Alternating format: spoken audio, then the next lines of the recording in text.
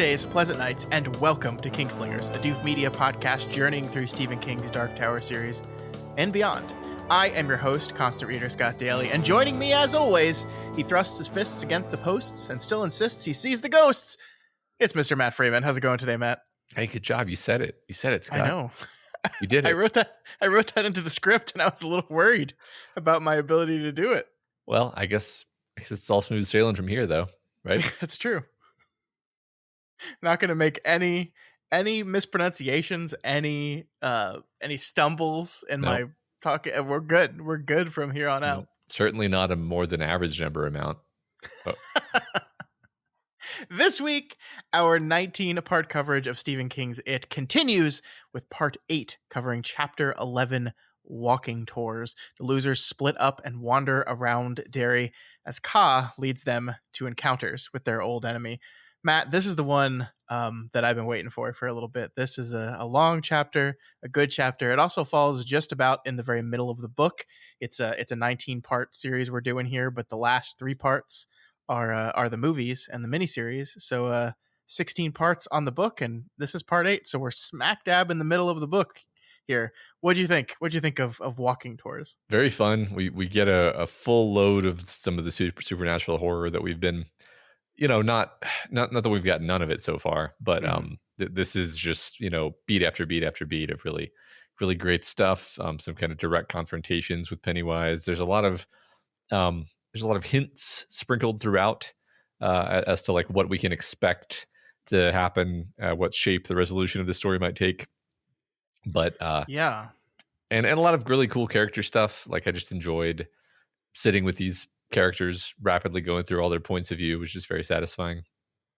Yeah, I agree. And we've met the adult versions of the characters in previous chapters, but we've never really gotten to see them, pushed up against what it's like to be home and facing all these things from their past. And so it is kind of revealing the core nature of who they are. And we're getting to compare or contrast that to what we understand them to be as the children version of themselves we've seen.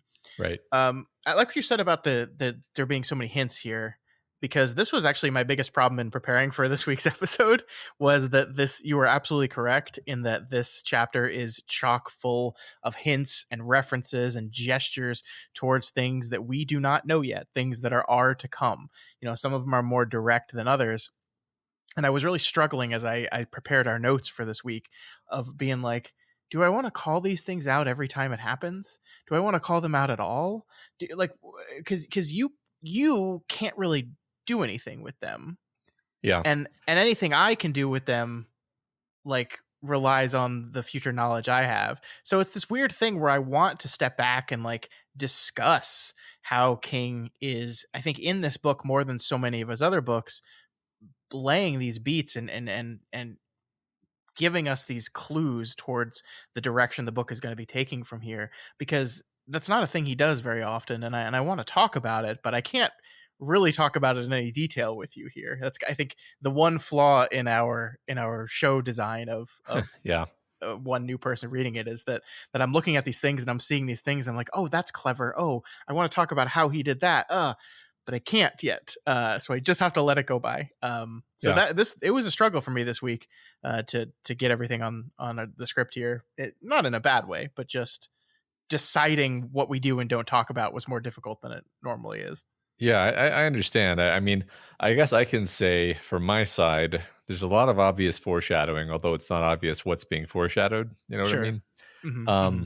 And I know that it's fun to point things out to me and then watch me twist in the wind as I fail to understand what it might mean. But yeah, just like in general, it is unusual, right? Because King usually either just tells you what's going to happen or doesn't. This kind of teasing, clueful foreshadowing is actually pretty unusual for him. So I do think it's pretty interesting, actually. And it's really just a result of the structure of the book. The central idea of this being a story about 6 adults, I guess, getting together and remembering things that happened in their past in order to take that memory forward into this final conflict. The book kind of has to be this way because of that structure. And so he has to do this thing that he doesn't normally do. And he's doing a good job at it. It makes you wonder, like, King is very much, we've talked about this before, but he's very much a, they call him pantsers, a by the seat of their pants writer. He's not the type of guy that outlines very detailedly and has the entire plot of a story in his mind before he even starts putting pen to paper.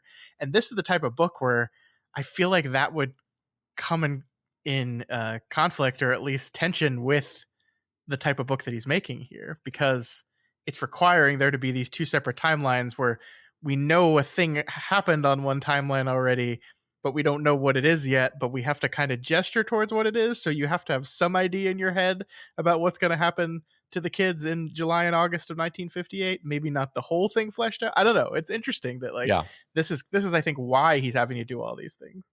Well, I would guess, and I don't know anything about this, maybe you do, I would guess that he wrote one of the plot lines straight through, possibly the kid plot line first, and then came back and threaded the adult plot line through it, and then did another draft where he kind of integrated them more, so there was more interplay between them.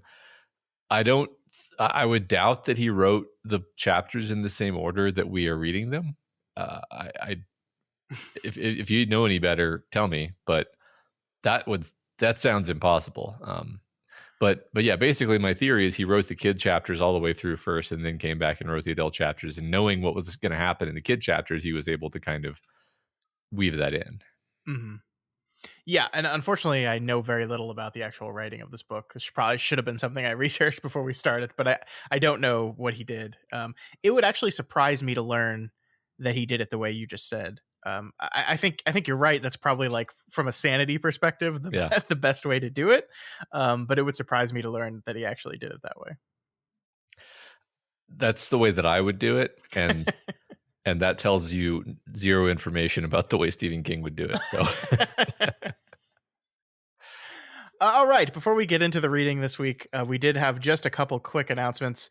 The first one is one you're going to get used to hearing over the next few weeks, because we want to remind you once again about the survey that is currently live over at doofmedia.com/Bangor survey, which is taking information from people. We're going to Bangor in June. June 15th is the live Kingslingers live event.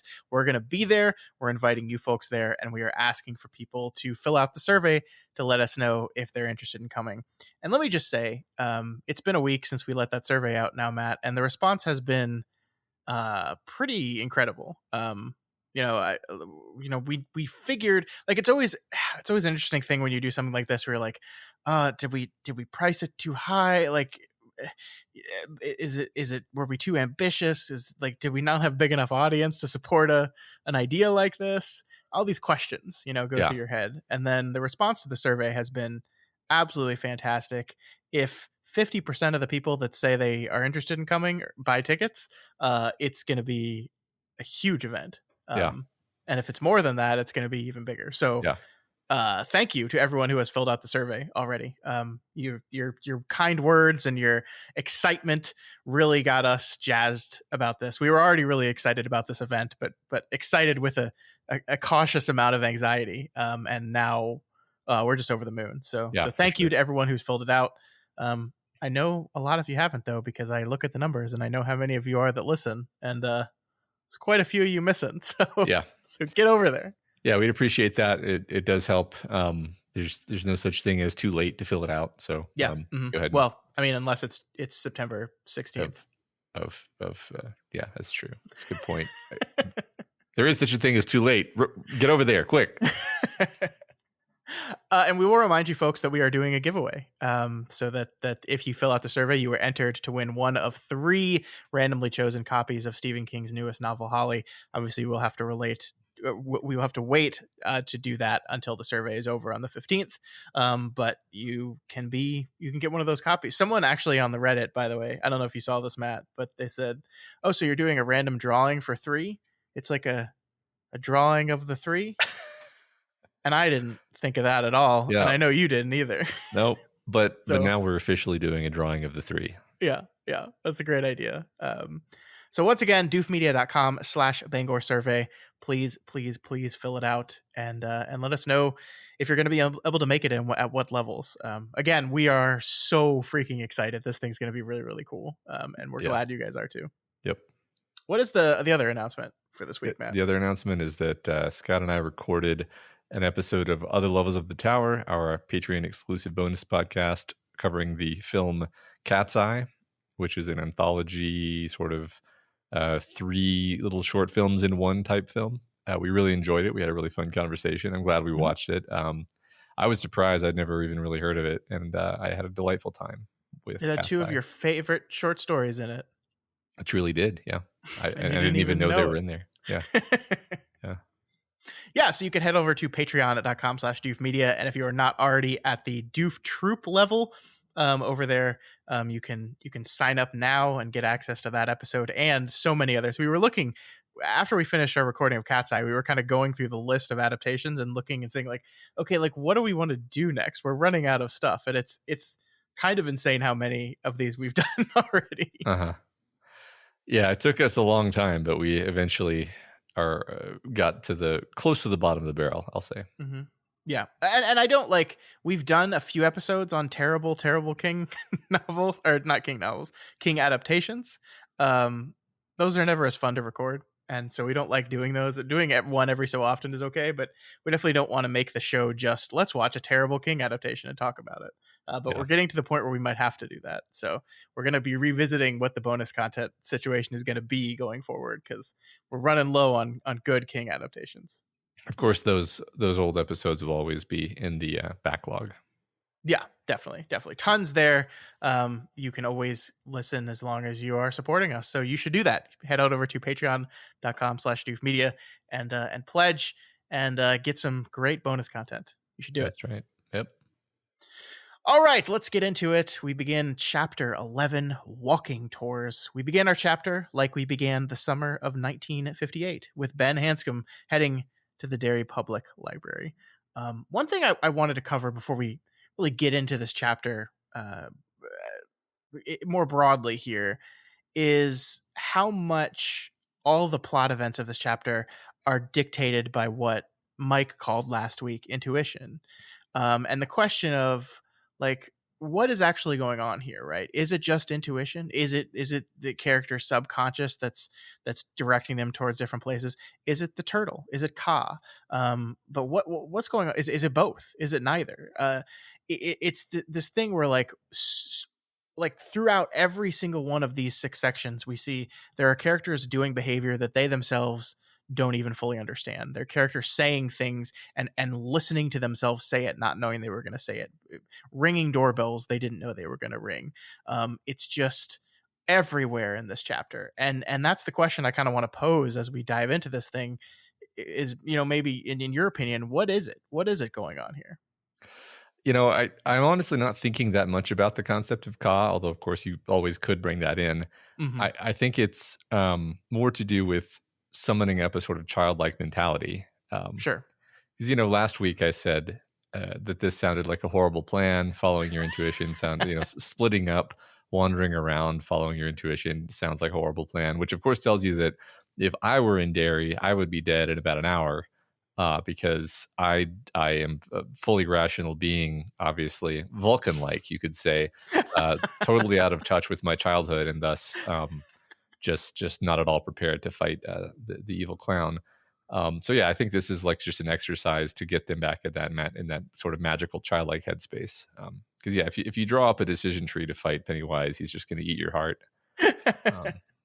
Yeah, I mean, I agree. I just think it's very interesting the ways in which so often in this chapter our characters feel like they feel passive in what they're doing. Like, I mean, we'll get this to the very end with Bill and Mike and the repairing of silver, but it's like a thing that was preordained almost. And it's just an interesting thing to think about. Like, that we've had this idea since the beginning of the novel of either through the turtle or voices acting upon them or things happening, the feeling that the kids had that they were being brought together, pulled together, kind of corralled together. And then we have they're returning to Derry, and this intuition could just be a way of them kind of reactivating their Ka antennas to once again allow themselves to be pulled and prodded and pushed and manipulated by Ka, the turtle, whatever you want to call it.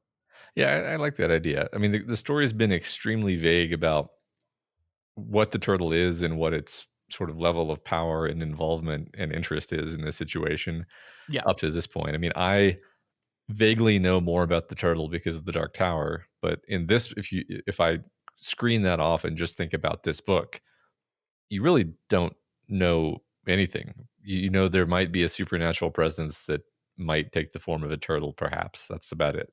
Yep.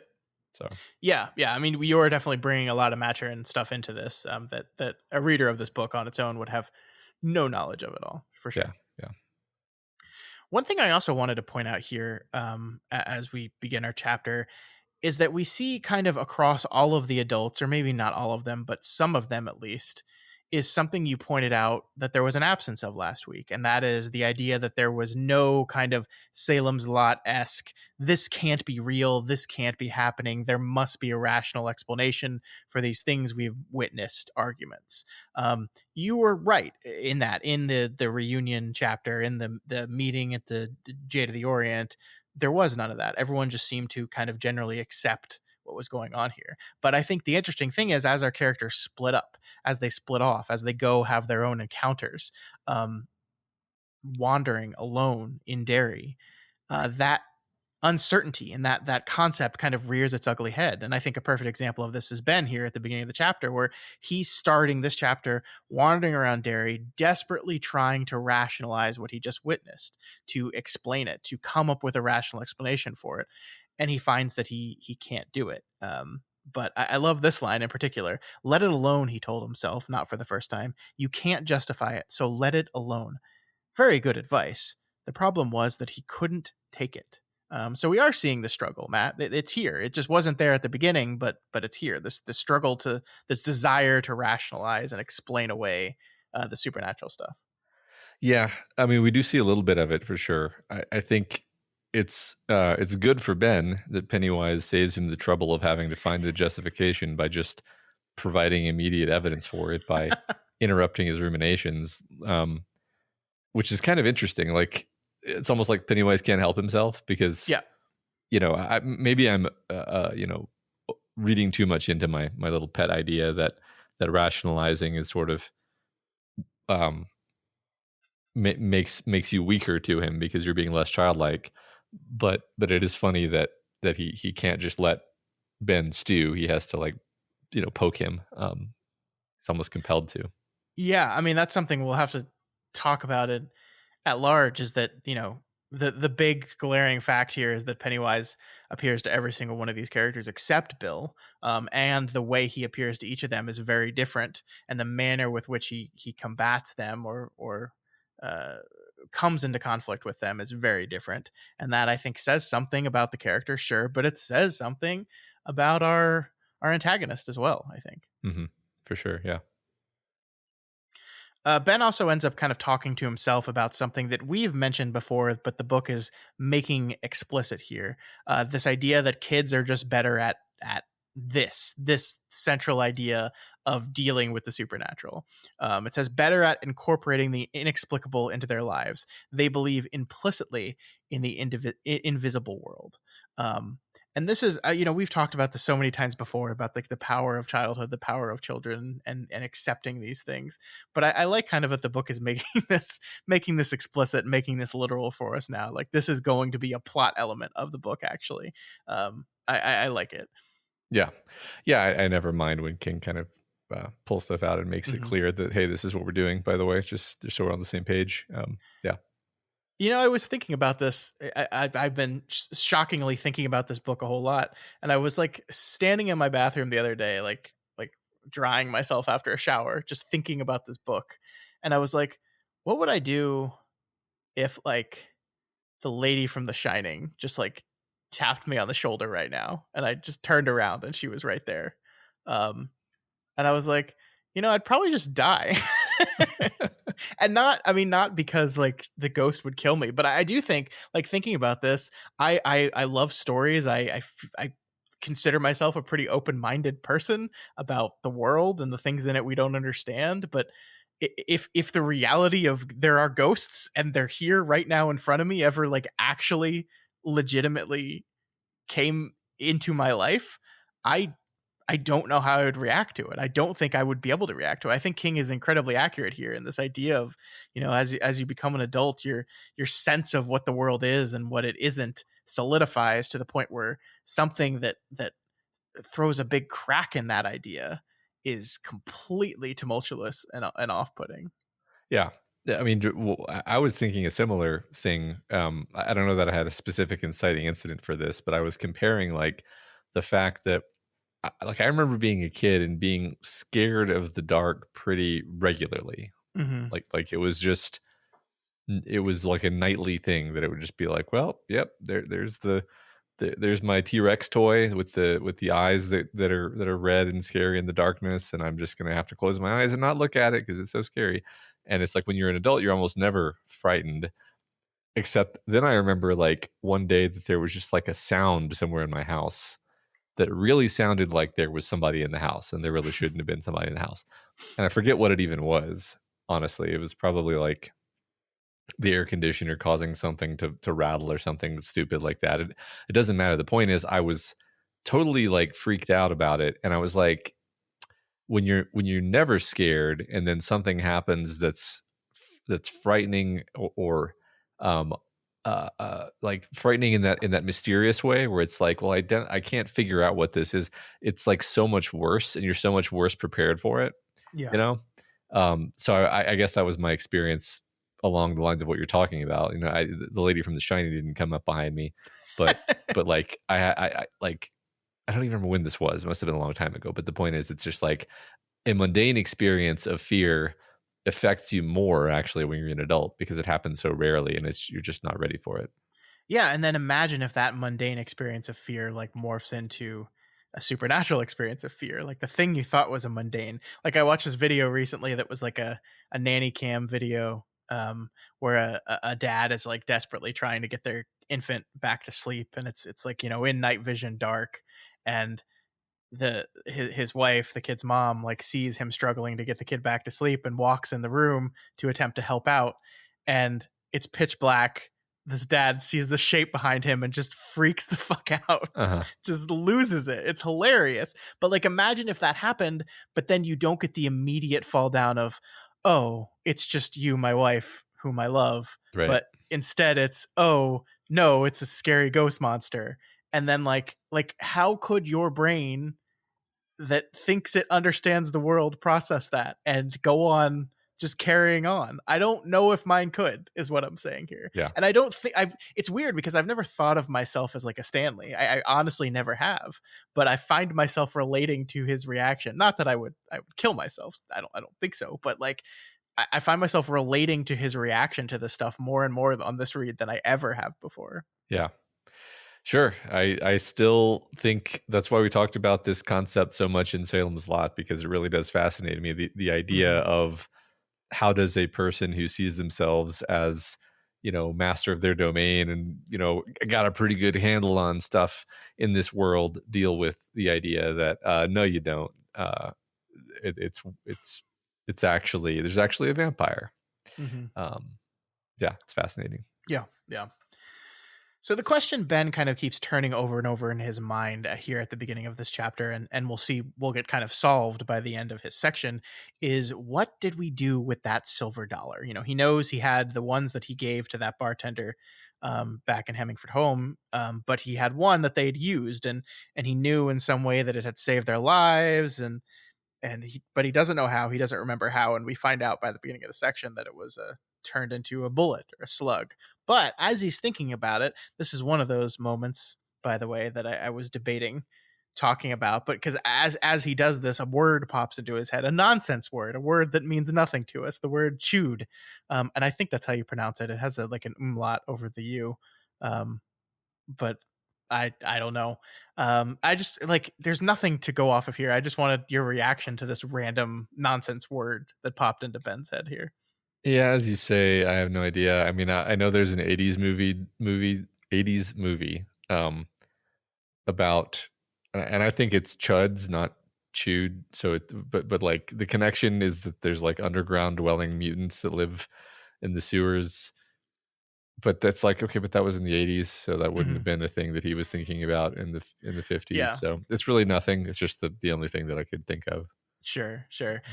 Full disclosure for the people listening, like I messaged Matt saying like, "Hey, how did the audiobook pronounce this word?" Because I want to make sure I pronounce it right, because my head has always just said chud, and then I think I watched one of the movies and they said chewed, and I was like, "Oh, weird."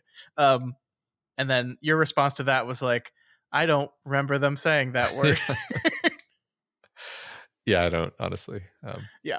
So It's this is what I mean by the push and pull of like, is this something I should have brought up here? I don't know. It's just this random well, word that pops into Ben's head, and it seems important, but we don't know. And I don't know. It's just weird. it's just one of the many things in the chapter where I'm like, I'm sure that that'll be important later, but I don't.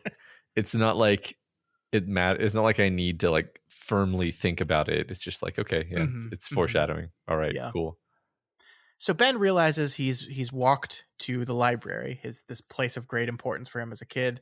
And before he goes in, he stands there and admires it. He kind of like walks over to the area, the glass area between that connects the adult section of the library to the kids section of the library. That glass area is so important to him. And honestly, Matt, some of my favorite writing in the entire chapter is right here. I love this part in particular.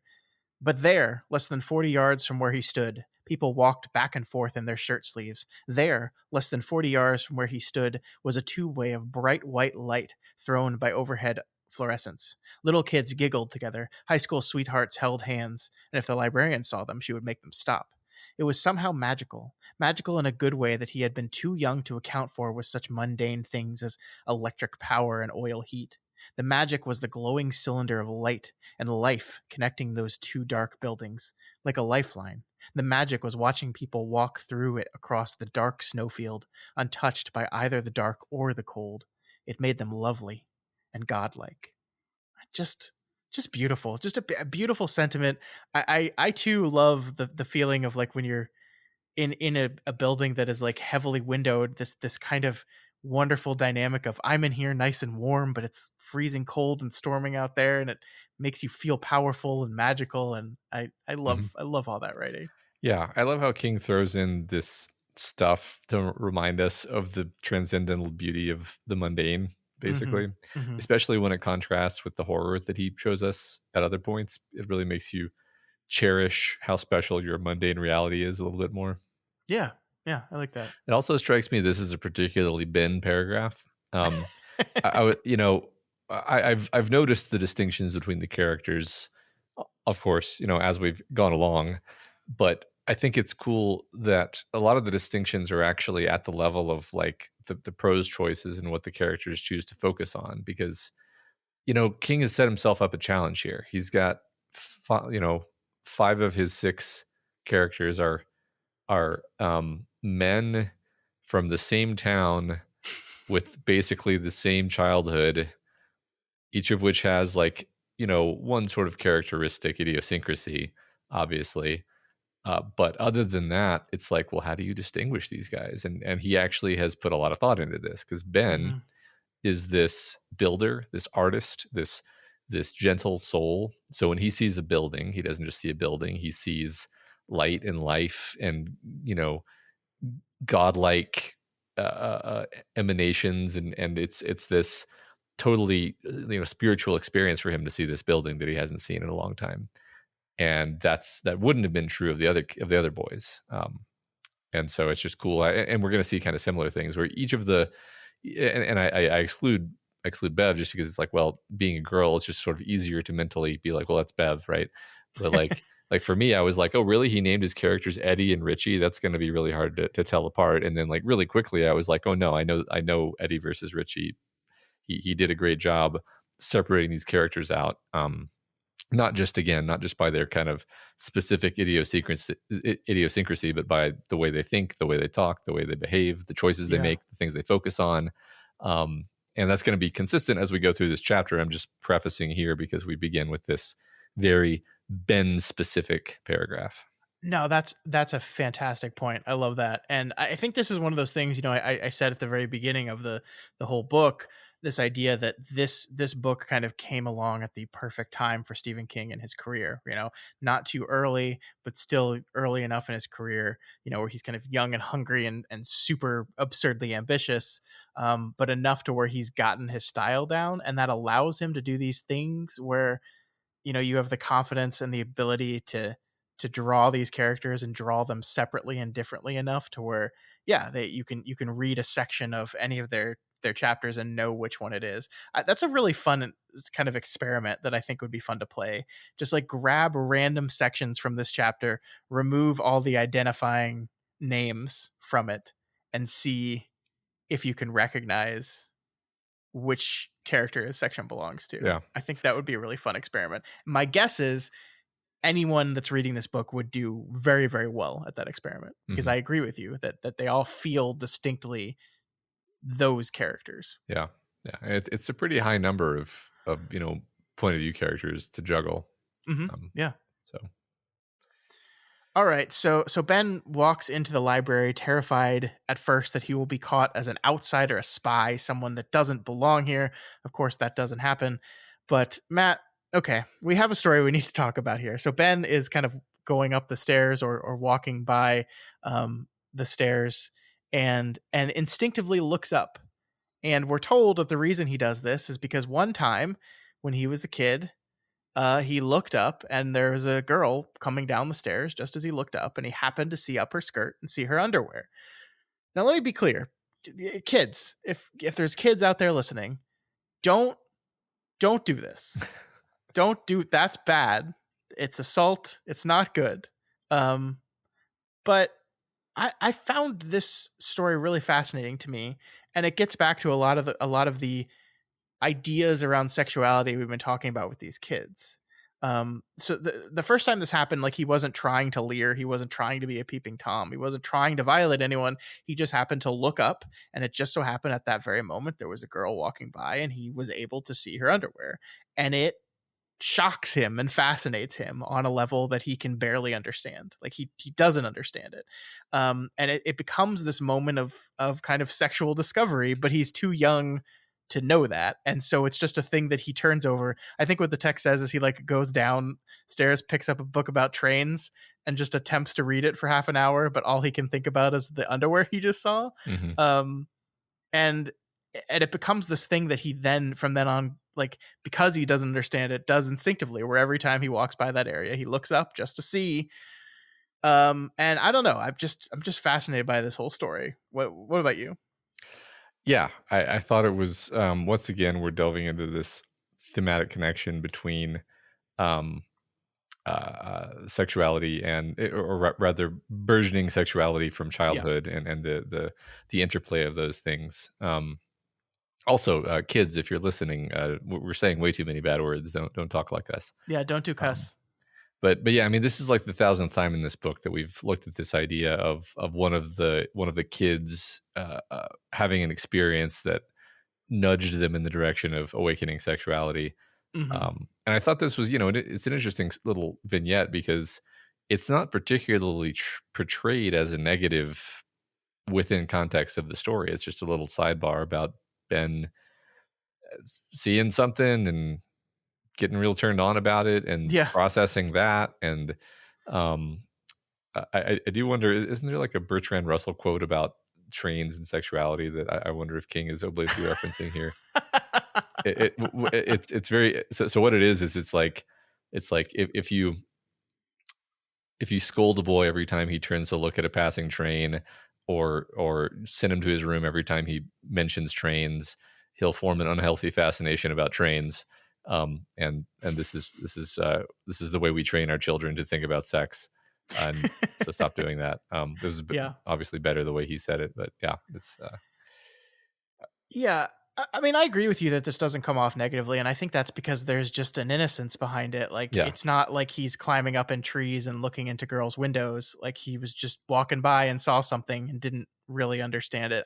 I love this idea that they're at this age where they don't understand it, but they're still feeling it, right? Like I think it says this little kid gets a boner from this, and he probably doesn't even know what that means yet, right? Yeah. No, certainly But not. that doesn't stop him from feeling it, and that's this very confusing mix of the the the mammal in our head and our rational selves coming into conflict with each other, and not really knowing how to process any of this stuff. Right. Yep.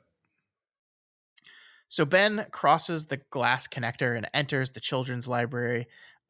He finds that there's a librarian in there reading the very same story that was read the last time he came through, or at least the last time we saw him came through in the summer of 1985, or 1958. Sorry. I love that he says, "How can it be the same story, the very same story?" And we're like, "Ah, yes, indeed, indeed, Benjamin, you are Yeah. in the same story still." Yeah. I love that. That's great. Yeah. That's beautiful. I love that idea. Here's where we get this idea of echoing, right? Because this chapter, or at least this section of the chapter, the Ben section of the chapter, is very deliberately echoing the first part of Ben 1958 we saw, and he sees this here. He looks at he's walking around, he's feeling this weirdness of the change of the library, but also the parts where it's still the same and the same stories being read, and then he looks up and he sees the curfew sign, and it does what it did to him last time we saw. I think the last time there was like this magical feeling of the power of the library he was feeling, and then boom, the sign, and it kind of brings him back to earth. And here again, it reminds him of the danger that they face. And I love this writing here. In that instant, it all seemed to come clear to him. It came in a grisly flash of light, and he realized that the vote they had taken was a joke. There was no turning back, never had been. They were on a track as preordained as the memory track which had caused him to look up when he passed under the stairway leading to the stacks. There was an echo here in Derry, a deadly echo, and all they could hope for was that the echo could be changed enough in their favor to allow them to escape with their lives. I love that concept of an echo, a deadly echo of the past. It's really, really great. And also, the way it's phrased, it's like, okay, so the echo, it implies that if the echo is not changed in their favor, then it won't allow them to escape with their lives, which is a really interesting framing. It's almost like by default. Well, I guess it's part and parcel with a lot of what we've been seeing, that they're definitely on the back foot here as adults. However they survived as children was probably by the skin of their teeth, and they might not have access to the same repertoire of who knows of whatever it was they did. And so yeah, I don't mean, it's just good storytelling to make sure that the characters are in grave danger for sure. Yeah.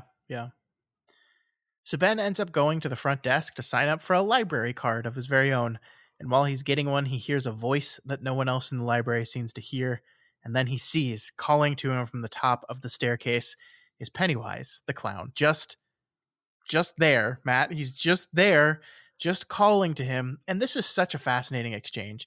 And it is very different, in my opinion, from the way the others encounter Pennywise in this chapter.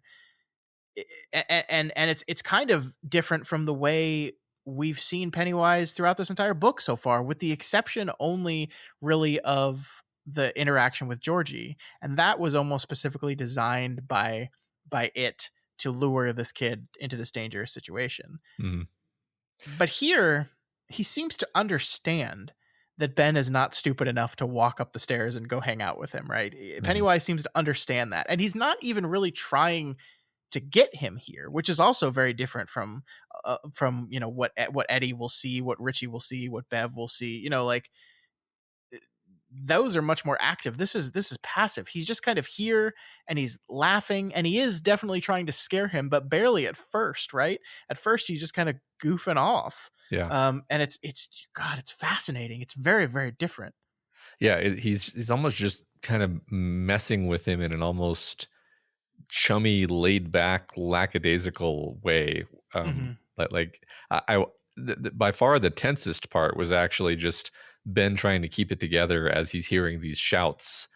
Then he doesn't know where the shouts are coming from, and then it's almost a relief when he sees, oh, it's just the evil clown demon. And he's just shouting at me, but he's not coming down. He's not jumping at me. He's not causing, he's not throwing things at me. He's just kind of standing up there, and it's almost playful. It's strange. Yeah, I mean, we see here, like, he's telling jokes, right? He's like, Oh, I know you can't answer, Pennywise called down and giggled. Almost fooled you there for a minute, though, didn't I? Pardon me, sir, do you have a Prince Albert in a can? You do? Better let the poor guy out. Pardon me, ma'am, is your refrigerator running? It is? Then hadn't you better go catch it? The clown on the landing threw its head back and shrieked laughter. This is it's so shockingly off-putting, actually. Yeah. Well, so one thing that jumped out to me this week in particular was the paralleling between Pennywise and the bullies, and the idea, of course, that Pennywise is just a bully and that he kind of is a child. Because like what he's doing right here, he's acting like a child. He's acting like an 11-year-old kid who thinks these stupid jokes are funny. But of course, he's a twisted child. He's a perpetual twisted child who has no soul. But I'm playing around with that interpretation of like what Pennywise is, because it seems to fit to see him as a childlike bully more than to see him as some kind of adult, just the way he thinks and behaves and acts. Yeah, I mean, I like that. I mean, that would kind of explain the reasoning for going after children more specifically, right? Like there's this really interesting disconnect going on here where it seems that we're being told that being childlike and being a child gives you more power to face this evil, to process this evil, to understand this evil, and potentially to defeat this evil. And so in that regard, would you, the big evil, not go, okay, I'm going to stay away from them? But that's not how Pennywise operates. That's who he primarily feeds on, is children. Yeah. I don't know. We don't really understand the metaphysics of the way Pennywise operates. Sure. I'm actually still repeatedly thinking about the fact that he grabbed the one white supremacist who was running away from the fire and just flew away with him, I guess. And nobody ever mentioned like, hey, where did Bob go? And then, to tie that to this week's reading, and I guess I'll mention this when it comes up again, but there are several points, or there's at least one point where Pennywise takes credit for killing people in Derry, adults usually. Yeah, that's in this scene right here, the librarian that passed away from a stroke, I think it says. He takes credit for it, and I'm like, I was gonna talk about this later, but I guess right now I'm just like, is that true? Like, does he have these abilities to kill people with strokes? I mean, part of me doubts it, but also I'm like, and part of me feels like he would just say something like that to scare Ben and exaggerate his power. But I don't want to dismiss it as a possibility. Yeah, I mean, this is the fascinating thing about this whole section, that like this is supposed to be Pennywise kind of flexing his muscles against these adults who are in no way ready to face him yet. But there is a read of this entire chapter that you could say Pennywise is as terrified of these kids, or these adults rather, as they are of him, right? Like they beat him first. They didn't kill him, obviously, but they beat him. Yeah. And they could do it again. And you could look at this Ben scene as not, I'm going to show up and scare Ben, but more, I'm feeling these guys out because I don't know. Yeah. I don't know what I'm up against, actually.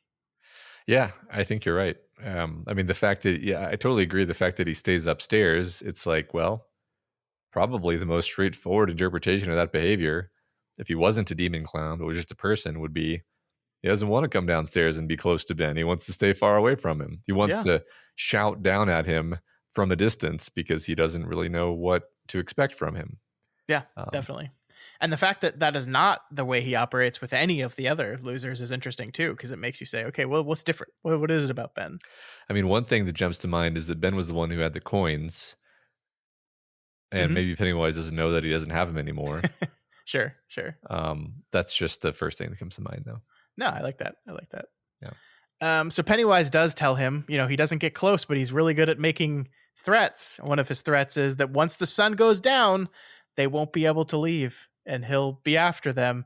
And then to really sell that, he turns into Dracula, but not just normal Dracula with razor blades in his mouth.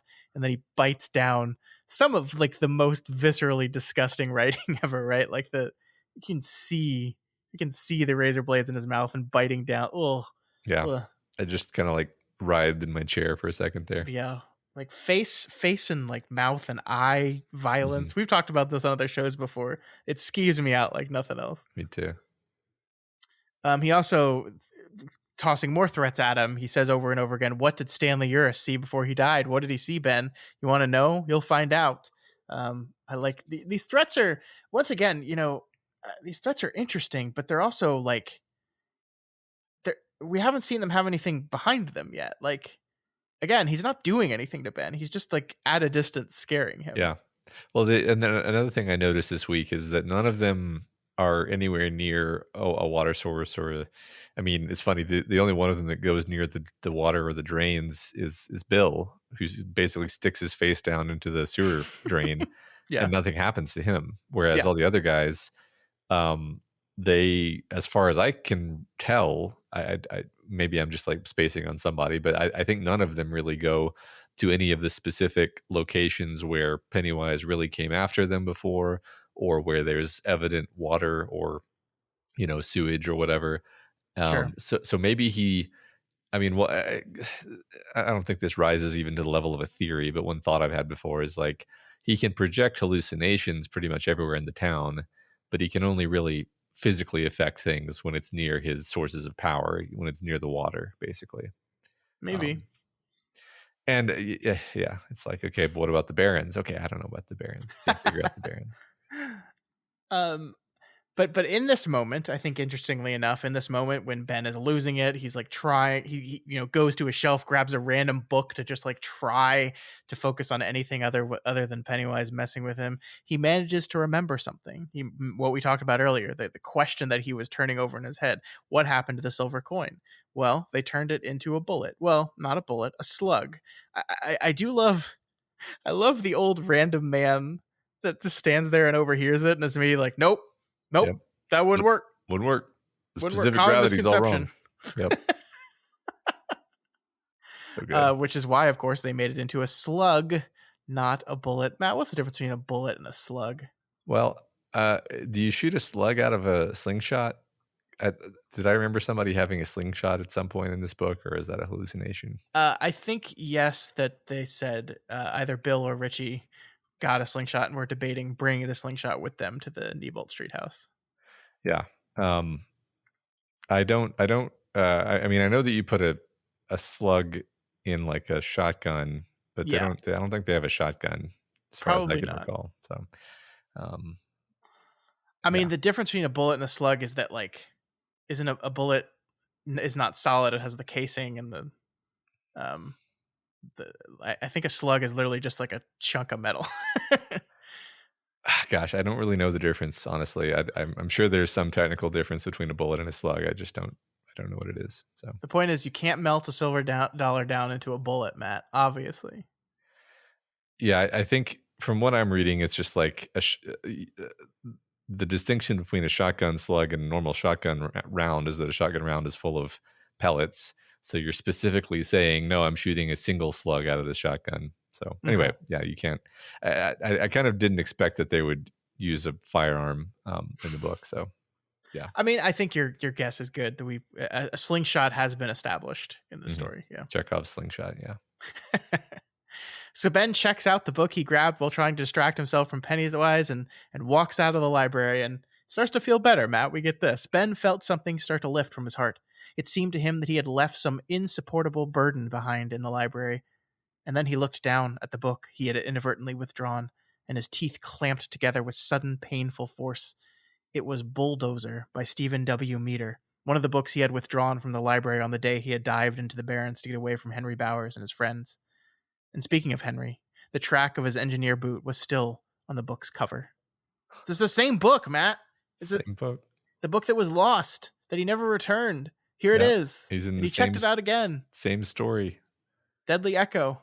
Deadly Echo. Gotta figure out how to break that echo. I mean, it's cool because the idea that we keep repeating these beats turns into a kind of source of tension, because it's like, well, you gotta find some way out of this rut that's just going to lead you to the bad outcome. How are you going to do it? What are you going to do differently?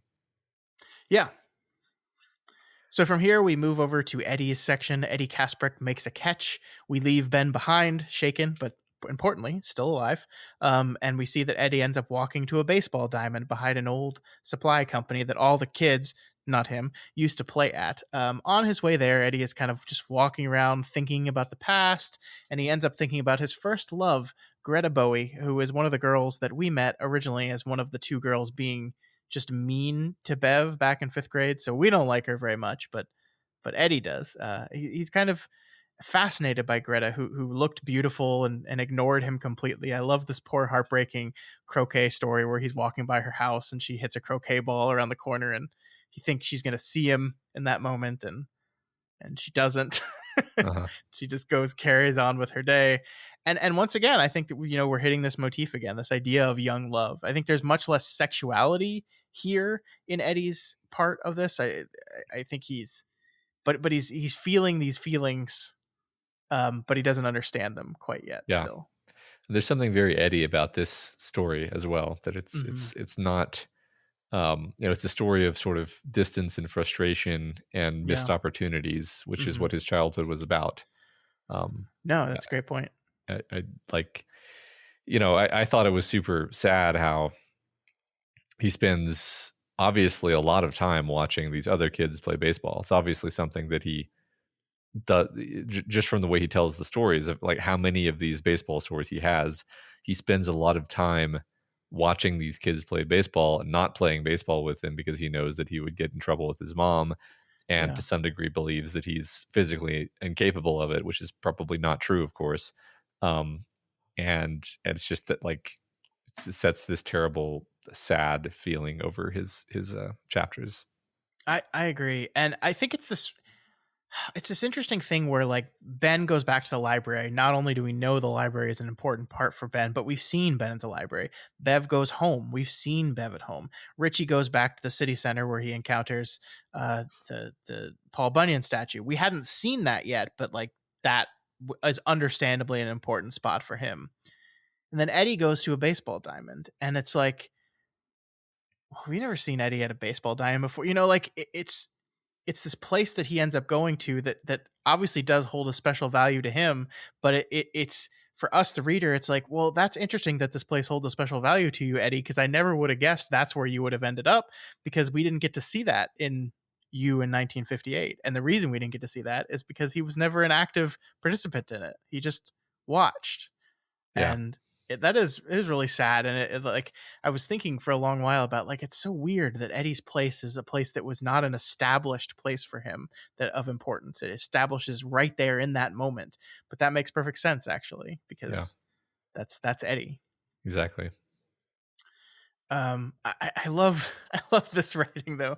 Feeling both mellow and unhappy, a state more common to him than he ever would have believed, Eddie skirted the building, Gucci loafers crunching in the gravel, to look at the lot where the baseball games had been played when he was a kid, when it seemed 90% of the world had been made up of kids. I really just pulled that for the first line there, which I think is just absolutely brilliant.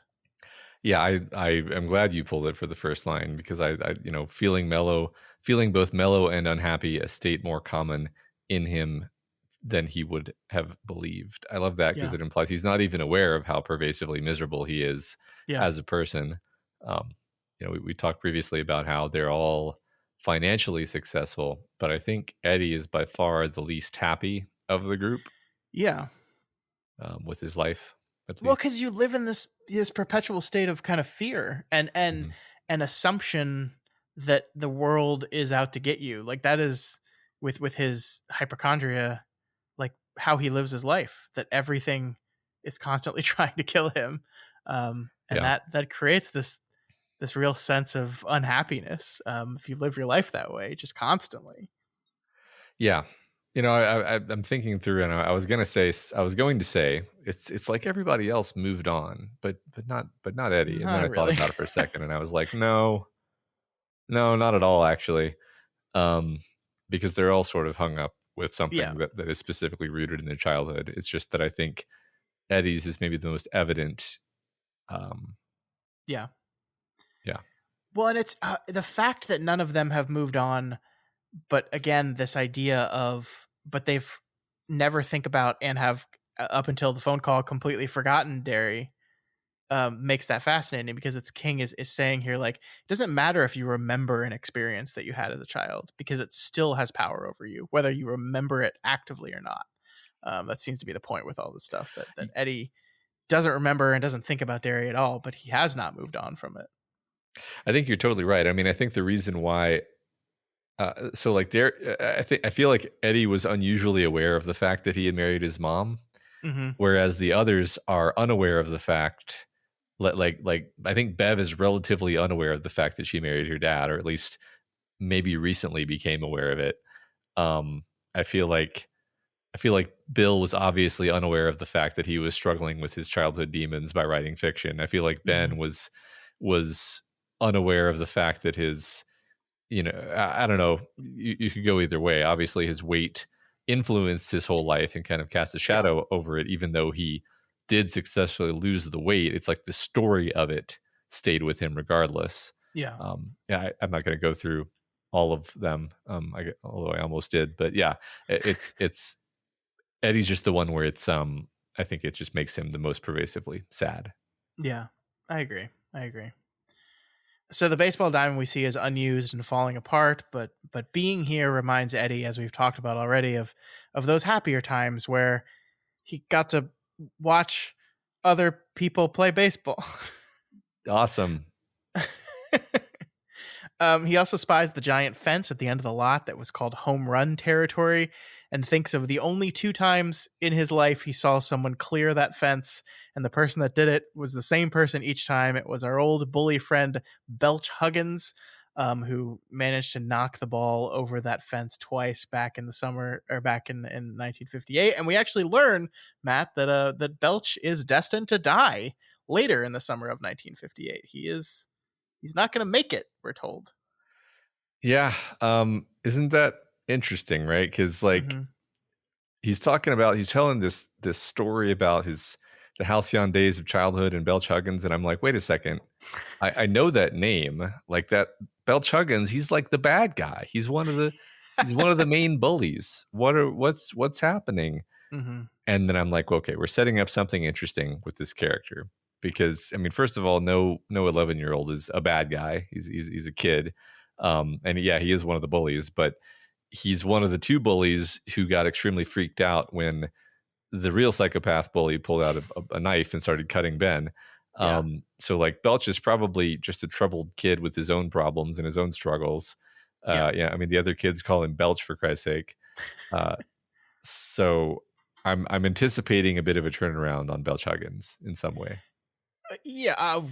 Maybe. I think you have raised a good point here, that like the lines between groups of kids and kids in general are just very loose and ill-defined sometimes, to where like, Eddie does not like Belch. Eddie would not call himself a friend of Belch Huggins. He wouldn't hang out with him. But like, when you're defining the most incredible things you've seen in the world, where it relates to sports, is like, well, he's the guy that hit the home runs though, and he might be awful, but he did this incredible thing, and it awed me. And I love that. I love that these lines are blurry and not defined always. Yeah, it seems realistic to me too. Yeah. So while Eddie is sitting there thinking about the Barons, he hears a voice say, "Catch, kid," and and finds himself catching a baseball thrown by the definitely dead Belch Huggins, wearing a New York Yankees uniform. We see here that it's Belch, sure, but it's also simultaneously the leper under the Neibolt Street house. So it's Pennywise, and it starts crawling up the fence after him. Yeah, so the encounter with Ben sort of primed me to be like, oh, okay, so Pennywise is kind of taking kind of a cool, more moderate approach toward them this time around, and then he just immediately comes after Eddie and tries to get him, and it's totally different. I actually kind of like the contrast there, because you just aren't ready for this to happen, actually. Yeah, I mean, like, you're absolutely right. He goes after him in multiple ways, right? You know, Belch comes out, climbs over the fence after him. One of the old Tracker brothers that owns the supply store that is in front of this baseball diamond, like, moved between bases like Bugs Bunny or a mole, and then pops out of home plate to get after him. Yeah. Then we see Greta Bowie, who says to him that she died in a car crash when she was 20, grabs him, and then we see another person kind of start to come out of the Barrens area after him. Like, this is a full-blown attack on Eddie. Why I guess, why do you think that is?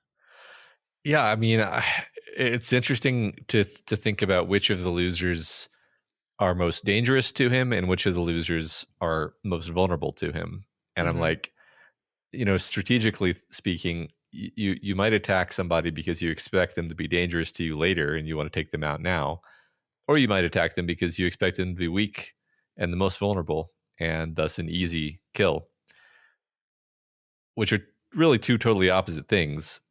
But regardless, it does make Eddie stand out because he's really the only one who he goes after quite this hard. And I guess I'll just say everything we just talked about with Eddie being the most miserable of them. I think Eddie is in some sense the weakest, emotionally, psychologically. Yeah. And maybe Pennywise knows that and thinks that he can get him. Yeah, because, it is a great point that he tells Ben, like, basically, I'm leaving you alone for now, but come tonight, you're all going to die. And then we cut over to Eddie where it's like, just kidding. It's right now. Yeah. Like that's the question is, like, had he not gotten away from Greta, had he not, like, ripped his shirt to pull himself away from him, he would have just died in that moment, probably, right? Like, I don't think Pennywise would have, like, walked up on him and just been like, "What's up?" Yeah. All right, you got me. I can only do hallucinations. This is just yeah. I think you're right. So I guess the question I have for you here at this moment is, like, was there a part of you as this was all playing out that think that Eddie might actually die here? Was there a part of you, I guess, that thought that going through this chapter, we were going to lose at least one loser from this walking tour? I thought it was highly possible. We foreshadowed the idea that one of them might not make it several times, so that seemed plausible.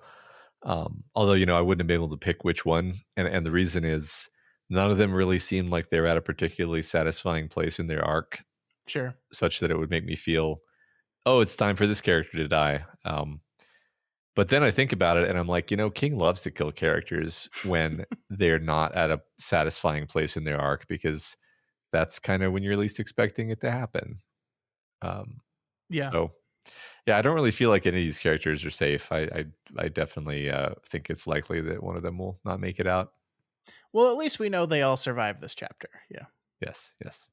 I mean, of the book. Yeah. So we move from here over to our third little subsection of the chapter. Bev Rogan pays a call. And look, Matt, I know the book keeps calling her Bev Rogan, and that's because, like, that's her legal name and all, but man, fuck that Tom guy. I'm gonna call her Bev Marsh, and you can't stop me. I won't.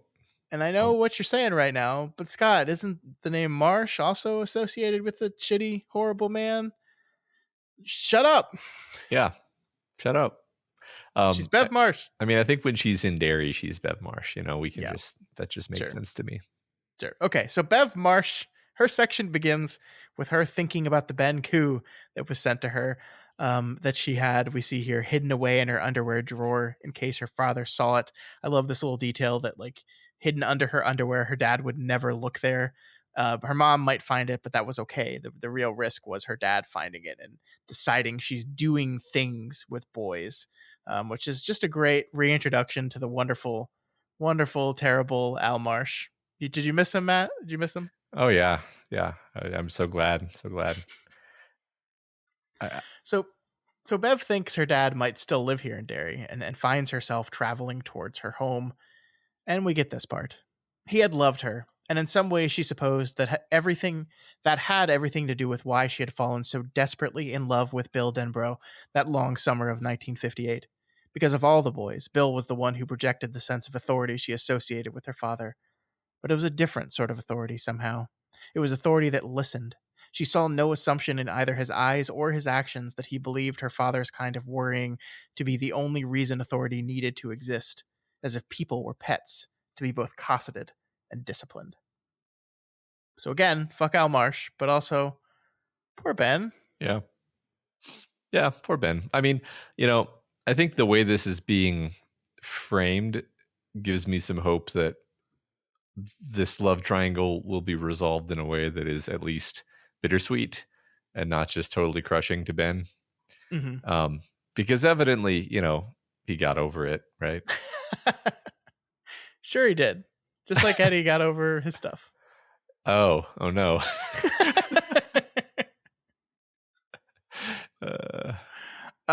But we do get to see here, though, to your point, that Bev remembers that the poem was written by Ben. She has regained that memory.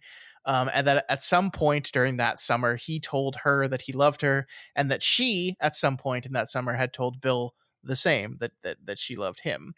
But she can't really remember the how or the where or the why of it, just that it was really important. And we get this little bit of information that, again, is something we talked about before, that is just really laying down pieces that don't have answers.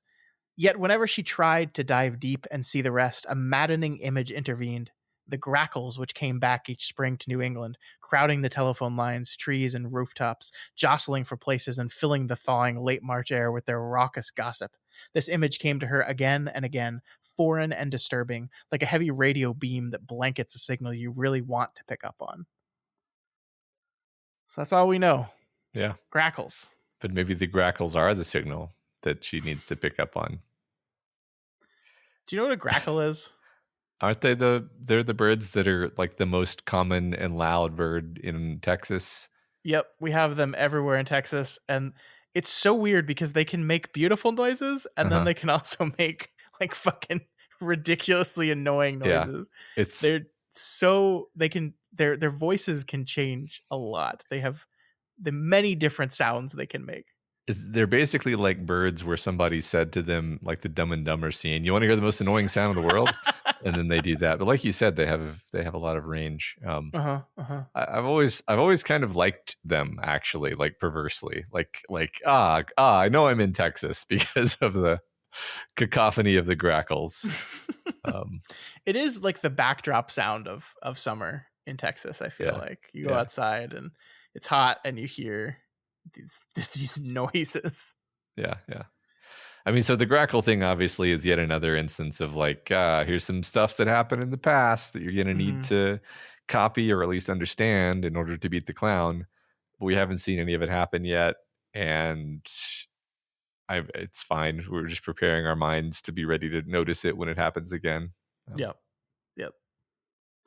So Bev heads home, still thinking about her dad.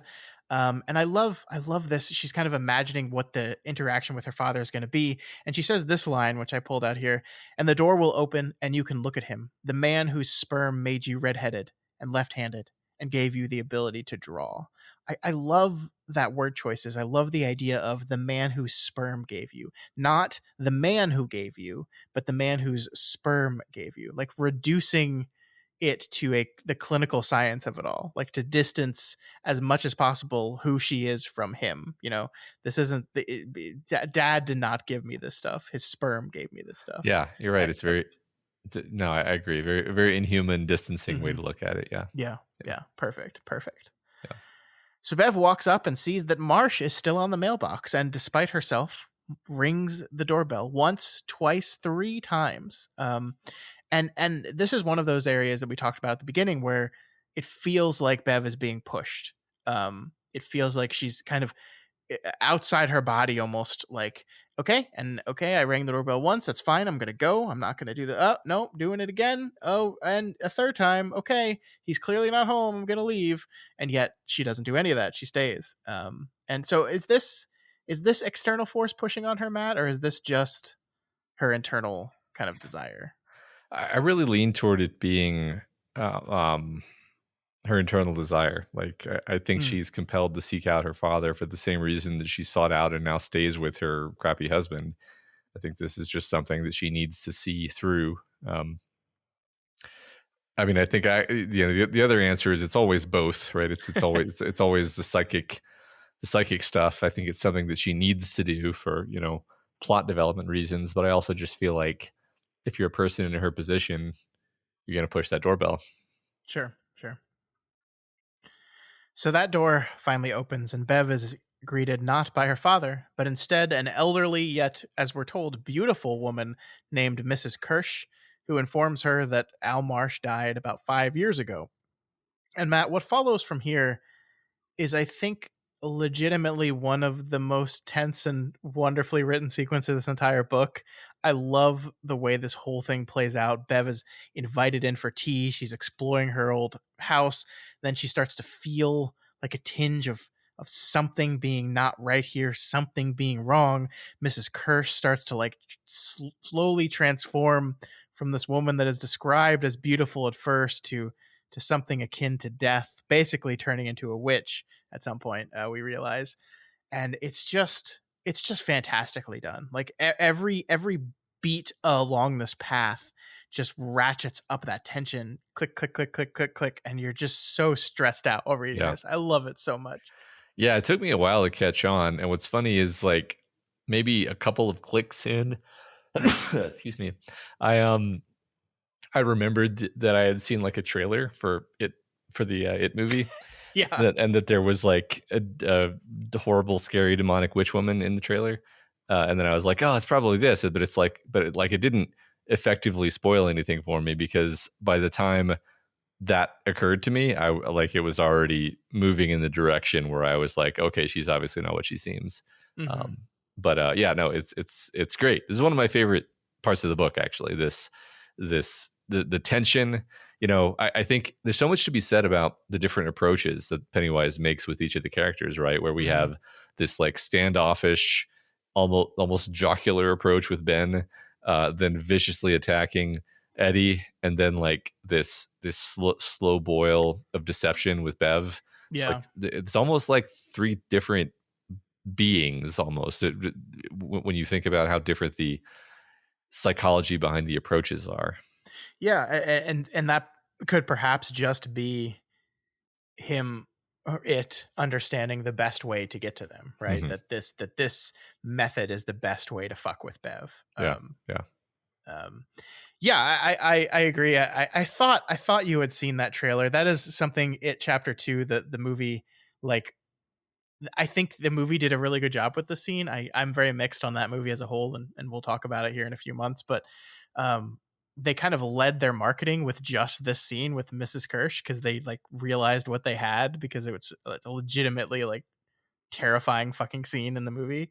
And it works, and it's like one of those things where like you see it in the movie, and I still like it on the page better. Yeah, I mean, I was terrified by the movie portion of it, but I just like it better here. It's just super effective, super scary. Like, even when you know what's happening, like the little beats of like, no, it didn't say Marsh on the mailbox, or it did say Marsh on the mailbox. I didn't imagine that. It did say Marsh.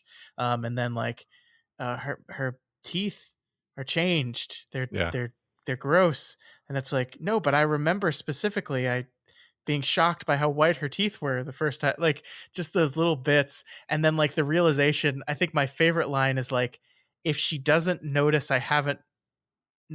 think I've noticed her transformation yet, maybe I could still slip out, Yeah. That's just this like trying to logic your way through this whole insanity. I just, it's so good.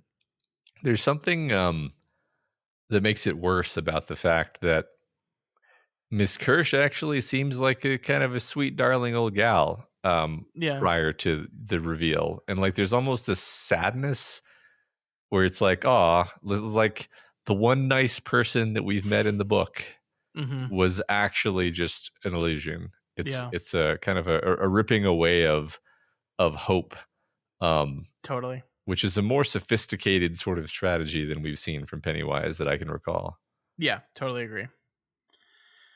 It's awful. So yeah, Mrs. Kirsch, slowly transforming, reveals that she's actually the daughter of Robert Gray, aka Pennywise the Dancing Clown. And I think we can kind of see what King is doing here with this now, right? Like Bev's issues and fears stem from her father. So Pennywise doesn't give us Al Marsh right away. Instead, he goes at Bev from this different angle. He goes at her through another daddy's little girl thing, right? Like, this is hit her where where she's weak. Like I love Kirsch talking about her fodder. It's the switch from father to fodder is just another great little beat here of changing unpleasantness. Yeah. Yeah. I was thinking about the fact that she claims to be Pennywise's daughter, and I was like, I mean, first of all, I don't think it's wise to take the demon clown at face value, whatever it says. So I'm like, sure.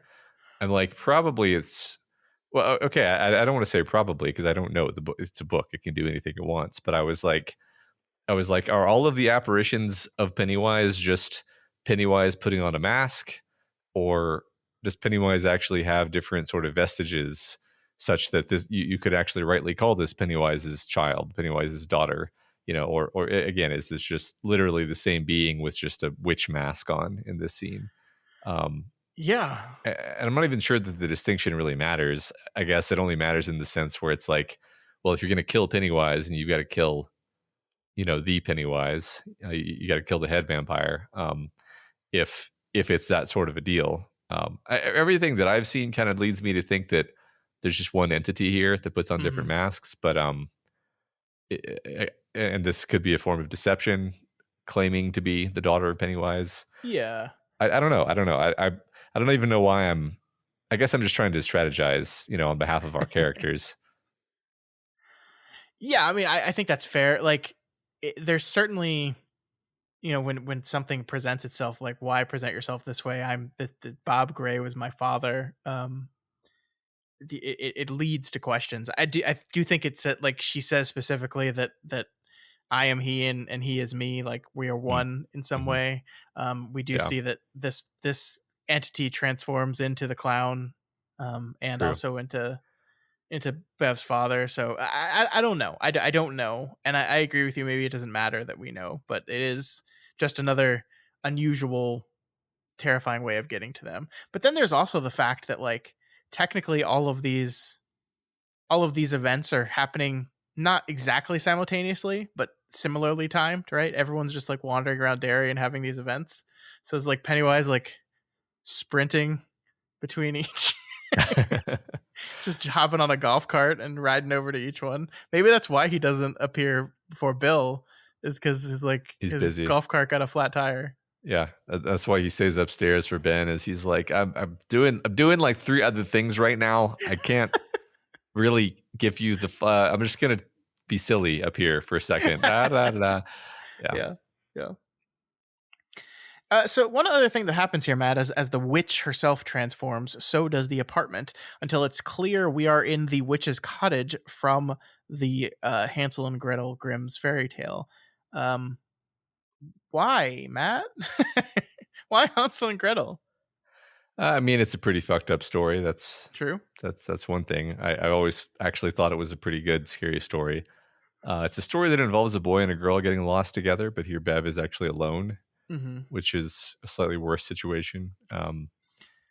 And yeah, I mean, I don't know why Hansel and Gretel specifically. I don't know. I was thinking about this a little bit, and I was wondering, and I haven't read Hansel and Gretel in a while, but I feel like it's just culturally osmosed our way into everyone's heads. But isn't like the inciting incident of Hansel and Gretel that they are abandoned by their parents in the woods? Isn't that what happens? I don't remember if that's true or not. I believe that's the case, and I think that would be pretty perfect for Bev, right? She's in this situation because she basically had, a terrible father and a mother that seemingly couldn't do anything to help her, kind of abandoned her, and here she is, and she's being abandoned in the woods and then lured into the witch's house once again. Yeah, I like that. That's really good. So at last, at the end of the transformation, Matt, Pennywise transforms into Al Marsh himself, putting words to everything the text has at this point only laid down as subtext. I beat you because I want to fuck you, Bevy. That's all I want to do. I wanted to fuck you. I wanted to eat you. So that's pretty fucked up. I mean, this is one of those instances, again, where you have to go like, is this clown telling the truth or just lying to us? Or really, the honest truth is that like he sees this as a point of vulnerability for Bev and goes goes for it. Yeah, right. I mean, I guess one thing is we don't really know how the rest of Bev's childhood goes, right? I mean, as far as I remember, we don't know, like, does she spend the whole rest of her childhood in the house with her dad? Does her mom run away with her at the end of that summer? I maybe the book has told us some of these things and I have forgotten, but it's like, we don't know what happened. We don't know what didn't happen. And so we know that this has got to be something that she's worried about. We don't know if any of this actually happened to her or not. And obviously it's going to be disturbing and something that's bothered her for her whole life, one way or the other. So, and like you said a minute ago, like Pennywise kind of creeps up on her with this, where he doesn't just like burst open the door in the form of Al Marsh. He lures her in cleverly and you know, gets her in a compromised position, actually, where much like with Eddie, he could have actually killed her here if she hadn't managed to fight her way out. And you think, and you wonder if would have, right? Like this whole thing kind of ends with Bev trying to run, it transforming again back into his guise as the clown. And Bev mentions in this moment that the grackles know its true name. She says to it, and it causes him to recoil, possibly in terror, we're told here. And then Bev escapes. And then we're like, what's going on here? Yeah. Grackles? What? And so I think you're right that like Pennywise possibly would have gotten her as well had she not pulled out some bird facts. Bird magic. Yeah. Grackles, they know the true name. I mean, just referencing the typical idea that when you're fighting a demon, if you know its true name, then you have something over on it. So they gotta find out its true name. It is interesting how, you know, the Bob Gray thing comes up here in the same chapter that the concept of a true name comes up. I'm not saying that I think Bob Gray is the true name, but Pennywise keeps mentioning this Bob Gray thing. It's like he wants people to know. It's like he wants people to think about the fact that there's this Bob Gray character who, at this point, I don't think we know much of anything about. No, I mean we do get a little bit in this where I think Miss Kirsch is saying his name was Robert Gray. That's not his real name, of course, but my dad loved a joke. And we're like, what the fuck does that mean? Yeah. So yeah, we're still this whole thing is still kind of a big mystery. Yeah. But again, it's like, why does he keep mentioning it, right? Yeah. We'll see. I don't know. So that is the end of the Bev section, and we move from there over to Richie. Richie Tozier makes tracks.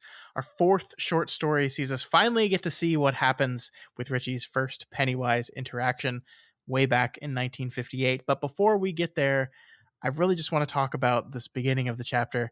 I love how Richie's ruminations on himself open this chapter. I really love how he's like looking back and talking about how quickly he fell back into that old role he had, the role of the class clown, the joker, the unserious one. And this idea that he says here that, well, we always kind of do that, don't we? We always kind of do that. This idea that, you know, you're an adult, a professional, but you're around your old friends, people you haven't seen in a while, and suddenly you like a switch flicks and you're just that old person again. Funny you should mention that, Scott. A few weeks ago, I went to my high school reunion. Did you know that? I didn't. You want to tell me all about it? Some other time. Do you know I ran a marathon once? Really? Wow. We should talk about a book that involves distance running or walking. Okay. Deal. But regardless, yeah, I mean, totally. I actually struggled with this for years because I would have friends that I'd hang out with from high school, and I would fall back into my high school like pattern, and I would not like it because I would be like, I've grown beyond like this way of being, and I like finally won that battle, but it took me years. It took me years to like cement. Yeah. Like, no, I am this person now. I'm not that person. And it was actually really good once I like succeeded, because then like me and my high school friends were able to grow past those versions of ourselves in a healthy way. Yeah. But the amount of effort it took, the amount of time it took, it's quite remarkable, actually. Well, I think that's great, because I think that's kind of the center of Richie's kind of internal argument here, is this idea. It says here, but Richie believed it was the reversion that was the hallucination, not the present life. Maybe the child was the father of the man, but fathers and sons often shared very different interests and only a passing resemblance. But you say grown-ups, and now it sounds like nonsense. It sounds like so much bibble babble. Why is that, Richie? Why? So he's having this push and pull between, which version of me is the real version? Is it this thing that I fall back in when I'm around my friends in Derry, that person, or is it the person I am today? Which one is real? Yeah. And he wants to believe that the adult version is the true Richie, but he's feeling this pressure and this force, or this experience that's pushing him back to the child version of himself being real, which I think is kind of beautifully imagined in this section by the constant pain behind his eyes that leads him to drop the contacts by the end of the section. Yeah, I mean, if this were just a normal non-supernatural meetup with his old childhood friends, then he would probably feel something of a pull back into his child self, but he'd be able to kind of manage it. But that's not what this is. This is a magical supernatural pull that's really changing him. And we saw how he was behaving in the last chapter. It was more like he had lost control of his mouth, just like the old Richie, who his mouth was almost operated by some, fae, and that's the way he was behaving, and he's like aware of that fact, right? So he's struggling with that. Yeah, I like that. I do. I think, though, it'd be like, I kind of want to just say, okay, let's remove the supernatural stuff, though, and try to look at this as, what is this saying about the idea of the adult and the child version of yourself, and what the book is trying to hint at. And I don't think the book has an answer. I think it's kind of ambiguous. I think it's the same struggle that you went through, is this central idea of like, who am I? And when I'm with this group of people, I become someone else. And is that real? Or is this version of me real? Which is the hallucination, which is the real part. Yeah, it is very disconcerting to not feel like you are in control of your personality. Yeah. Because we sometimes speak as though personality is identified with you. You are your personality. And then you watch yourself revert and you're like, well, that's not right. Yeah. But you're helpless to stop it. Definitely. I also really wanted to talk about this part with you, Matt. At the same time, he had begun to understand the great principle that moved the universe, at least the part of the universe which had to do with careers and success. You found the crazy guy who was running around inside you, fucking up your life. You chased him into a corner and grabbed him. But you didn't kill him. Oh no, killing was too good for the likes of that little bastard. You put a harness over his head and then started plowing. The crazy guy worked like a demon once you had him in the traces, and he supplied you with a few chucks from time to time. That was really all there was, and that was enough. Wow. Well, yeah. It's one of my favorite paragraphs ever. I wonder who King is talking about here, actually. Himself, I think. Yeah, definitely him. And he's also talking about me. And maybe he's also talking about you. I don't know. I identify with this. I feel like there's like some threshold of like moving from childhood into manhood involved like finding the little guy who was responsible for all of my miseries and being like, all right, you work for me now. Yeah. On some level, like not quite as literally as this, but some kind of psychic operation like that definitely happened. Yeah, because I mean, that little guy is powerful. Yeah. he's really good.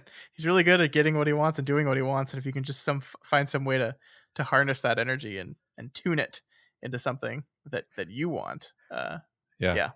No, I love that concept. I love that idea. I totally agree. This is how Stephen King looks at what he does, for sure. It's great. Yeah.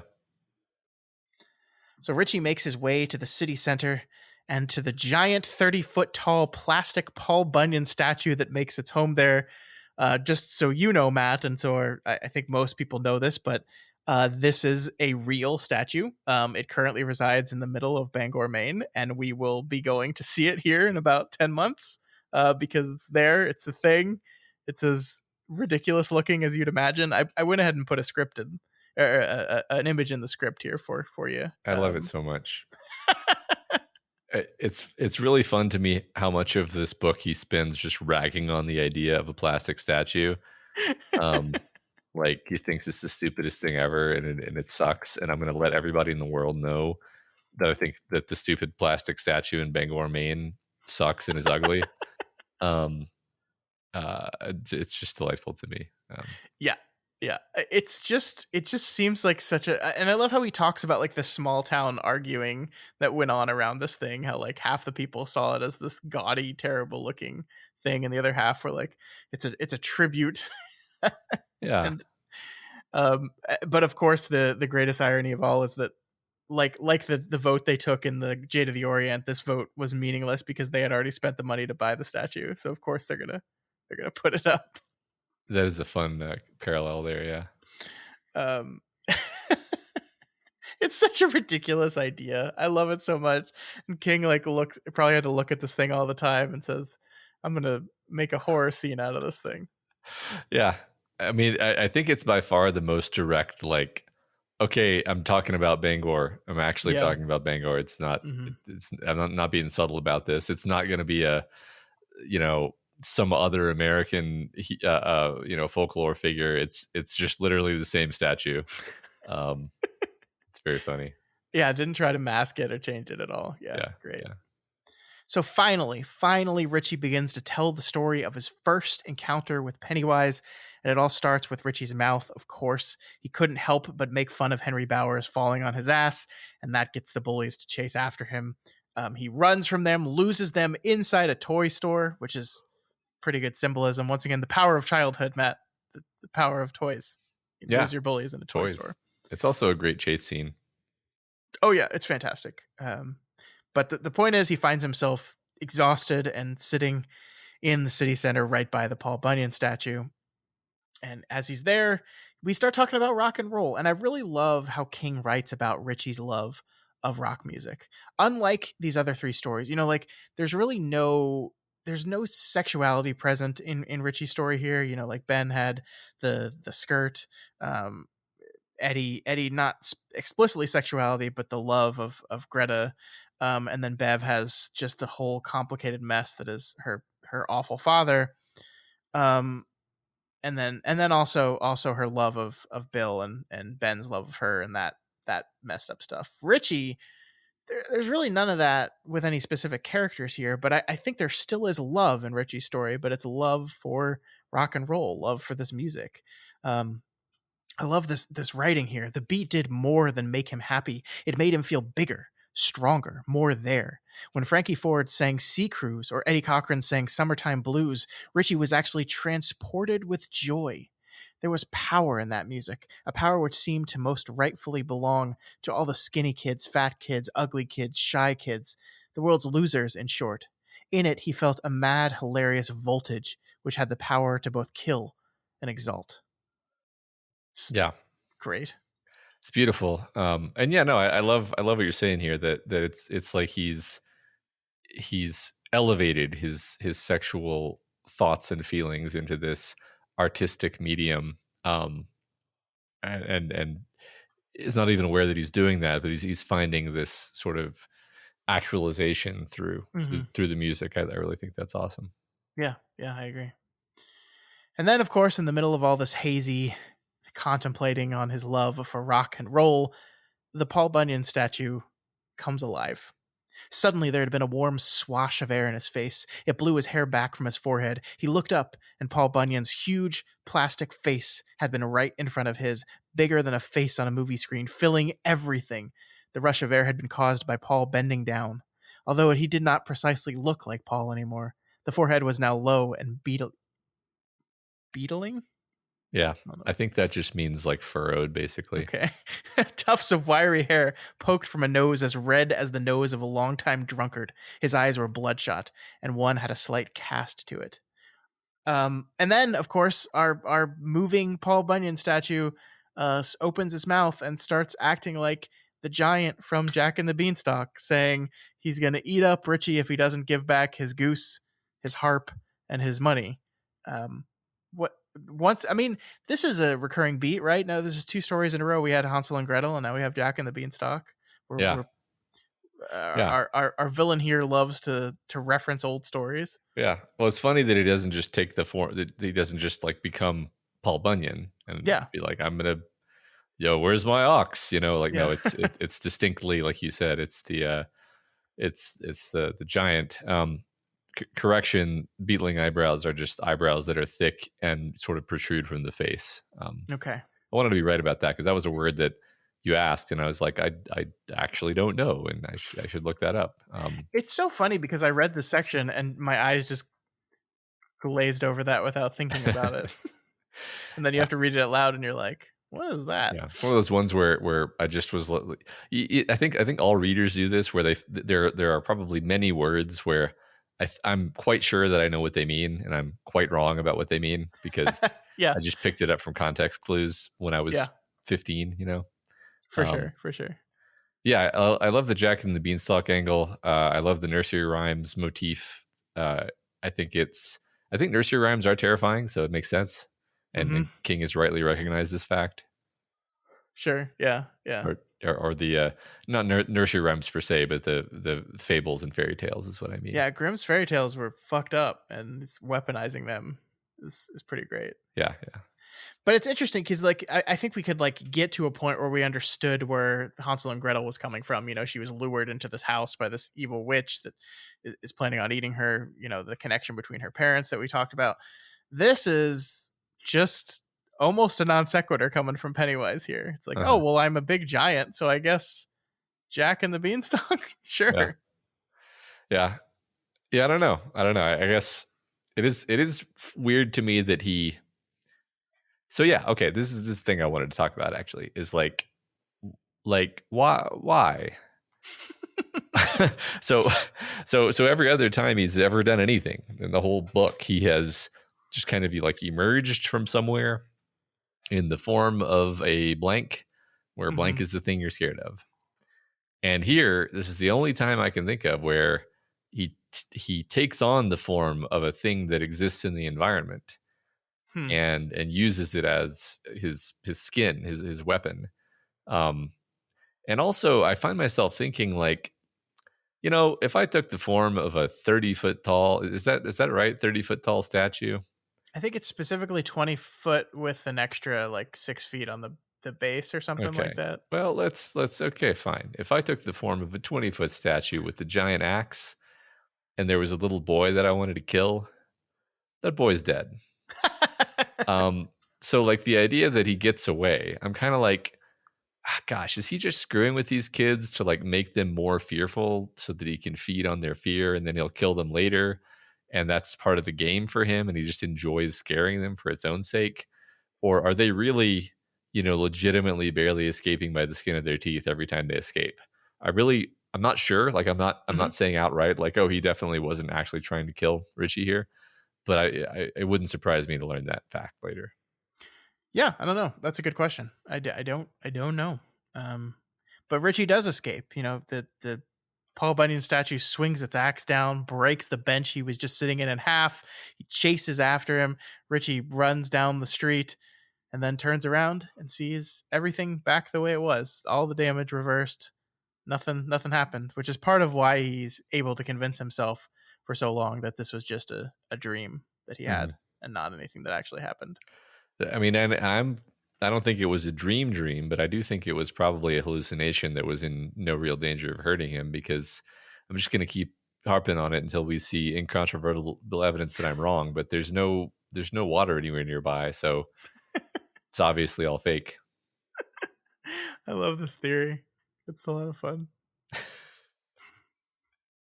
Not going to stop. Please don't. So back in the present, as Richie recalls this moment, he can't help but kind of still think this was just a dream, right? I love this idea of, everyone draws their line somewhere. He says, oh, I could believe in this monster. Monsters, sure. Yeah, definitely monsters. Like, it even had its own sort of charm because it came from outside and no one had to claim responsibility for it. He could believe in a monster that had as many faces as there are rubber masks in a novelty shop. If you're going to have one, you might as well have a pack of them, he thought. Cheaper by the dozen, right, gang? At least for the sake of argument. But a 30-foot high plastic statue that stepped off its pedestal and then tried to carve you up with its plastic axe? That was just a little too ripe. So it's almost like King is lampshading the thing I was just talking about, where it's like, this doesn't fit the pattern. It doesn't make sense. It's like over the top, right? Mm-hmm. So also, I just want to comment that like Richie's prose is so Richie. Yeah. Like he's interrupting himself with these parentheticals. Yeah, he can't help it. Like it's like the text can't help but interrupt itself because that's Richie. Yeah. Once again, just the power of him having full grasp of these characters and how to write them. Yep. So we talked already about the sharp pain that Richie felt, and this is kind of the second time he feels it here. This sharp pain he feels behind his eyes. He really wants him to kind of take his contacts out, flick them out, because he feels like that would stop the pain. This also reminds him of a scary movie he watched as a kid called The Crawling Eye. This is, by the way, a real movie that came out in 1958. And we're told here it's the only monster movie to really scare him as a kid. But it didn't scare anyone else. None of the other kids were really affected by this at all, just him. And he reasoned because he thinks about his eyes so much. Looking at pictures, and this looks really scary. The Crawling Eye? Of the eye, the crawling eye. The Crawling Eye. I don't like the crawling eye. This is also where we remember that it was, I believe, Richie's fortune cookie that had a big old gross eye in it. Yeah, right. I like the detail that all the other kids thought that the movie was stupid and they just laughed at it, but it really bothered him. That felt very authentic to childhood, that sometimes some particular thing will just strike you. Yeah. Yeah, that's and it usually has a connection to something that you have experienced and no one else has. For him, it was, that he's so used to being made fun of for his glasses and dealing with his eyes and had an eye thing. And here's a giant monster made of eyes. Right. Yep. So Richie gets up to head back to the hotel, but that's when he sees that the sign in front of the city center has changed. And instead of the heavy metal mania show, it is now the Richie Tozier All Dead Rock Show, featuring some of the world's most famous dead musicians. And with the spooky sign comes, of course, the clown that made it. What do you think of the All Dead Rock Show, the Richie Tozier All Dead Rock Show? I love this as kind of a reflection of Richie's love of rock and roll. And one of the things we see where he's thinking about his love of rock and roll and thinking about how his mom couldn't stand it. His mom hated it. And his mom was convinced that it would all die out and this whole thing would be a fad that would die out. And he kind of believed, no, rock and roll will never die. And then one of the ways in which Pennywise attacks him is through these very, very famous rock and rollers who have all died. Yeah. Yeah. I mean, I guess that's one pattern that he's used, at least with Bev, is taking something that they love or at least have mixed feelings about and using it as a weapon to hurt them. So the idea that, this thing that you love is dead, which is true, right? It's not like he's pretending. It's like, all these great rock stars of the past they're dead. We're rubbing that in your face as part of the demoralization tactic. Because it's almost, it's very theatrical. Like the attack on Richie is a very theatrical attack. And maybe that's why he uses a giant statue, because Richie is this like theatrical, larger than life sort of perennial performer character. Yeah. And so that's the level on which Pennywise attacks him. Yeah, no, I think that is absolutely correct. I think that is absolutely why. Because we see here that once again the Paul Bunyan statue is alive. Only this time, Matt, he's going even bigger. Not only is he assuming the form of a giant 30-foot tall statue, but this time he's not even doing the statue part. He's just a 30-foot tall Pennywise. And the clown begins to speak to him, and Richie, is right there with the insults coming back to him. He's just right there with it. But then Pennywise points at Richie's eyes, and the sharp pain he feels behind them returns. Pennywise then claims that he can do this at any time he wants to any part of his body. Simply point at it and he can give it cancer, do whatever he wants, whenever. Richie believes him in this moment, believes that Pennywise would have the power to do this. My question is for you, Matt, do you believe it? No, not at all. I mean, I think the sheer theatricality of it and the fact that it's so over the top, as Richie himself was just pointing out, is all meant to make you realize as the reader that this is all theater. It's just that. It's show. It's bluff. Because like, okay, if he can make himself into a 30-foot tall Pennywise now, why didn't he make himself into a 30-foot tall Pennywise when the boys were running away from him from the house in Neibolt Street and just step on them and crush them into a paste? Like, oh, probably because he can't actually do that. If he could actually just kill them by pointing at them and giving them fatal diseases, why didn't he do that before? Why are they here now? Why, it's obviously, I actually am leaning further and further in the direction of just Pennywise's powers are quite limited and circumscribed, and if you know his weaknesses, then you're safe for most of what he can do. Yeah, I mean, I like the bully thing you talked about earlier. This idea that, like, they're two kids standing on opposite sides of the road from each other, and one's shouting threats over, I'm gonna kill you, I could do this, and the response is, well, fucking do it then, man. If you can do it, let's go do it. Like, why wouldn't you? If you do have that power, if you can point it at Richie's head and just blow it up or just kill him, why would you not do that? Exactly. We've been told here that, like, the reason why he wants them back is for revenge, right? Like, this is they have this encounter with Pennywise. Obviously Pennywise is not killed, but they quote unquote win, because we're specifically told that the cycle ended early. It ended before it was supposed to, and that's because of them. And so 27 years later, he specifically wants them back. He calls them back, and for what? Revenge. So you just take it, man. What are you waiting for? That's if you take it at, well, I mean, I'm sort of seeing him as just a liar, where you can't trust anything that he's saying. Like, even I'm thinking, even when he said that he killed, the librarian or whatever, gave her a brain tumor, I'm like, no, I'd probably not. I mean, except in the sense that, like, anyone who dies in Derry is sort of bound to Derry in some cosmic way, maybe, but I actually don't think that he has that power. I don't know. It's good thoughts, though. Yeah, we'll see. So in this moment, as the Paul Bunyan / clown statue looks down upon him, Richie finds another voice come out of him, one that he doesn't recognize, one that he's never said before, and frankly, Matt, one that sounds a whole lot like Dead Walker. Muffa and all. And this manages to make the giant clown recoil and gets Richie away from him. But Pennywise calls after him, telling him to come on down underneath Derry, and he'll be waiting there. That's where we'll play all the hits. Yeah. So, and I think last week, Bill thought something along the lines of, like, we'll have to go underneath Derry in the sewers and drains where he lives. And here he says again, you're gonna have to come down underneath Derry. So pretty explicit that he lives in the sewer. We're kind of told the final confrontation the first time happened down there. And that's where it's gonna need to be again. I guess I'm really interested in this voice, though, because you're right, it sounds a lot like Dead Walker. I don't think that it, like, is Dead Walker, but it's no, thematically interesting. It seems like the voice ought to matter.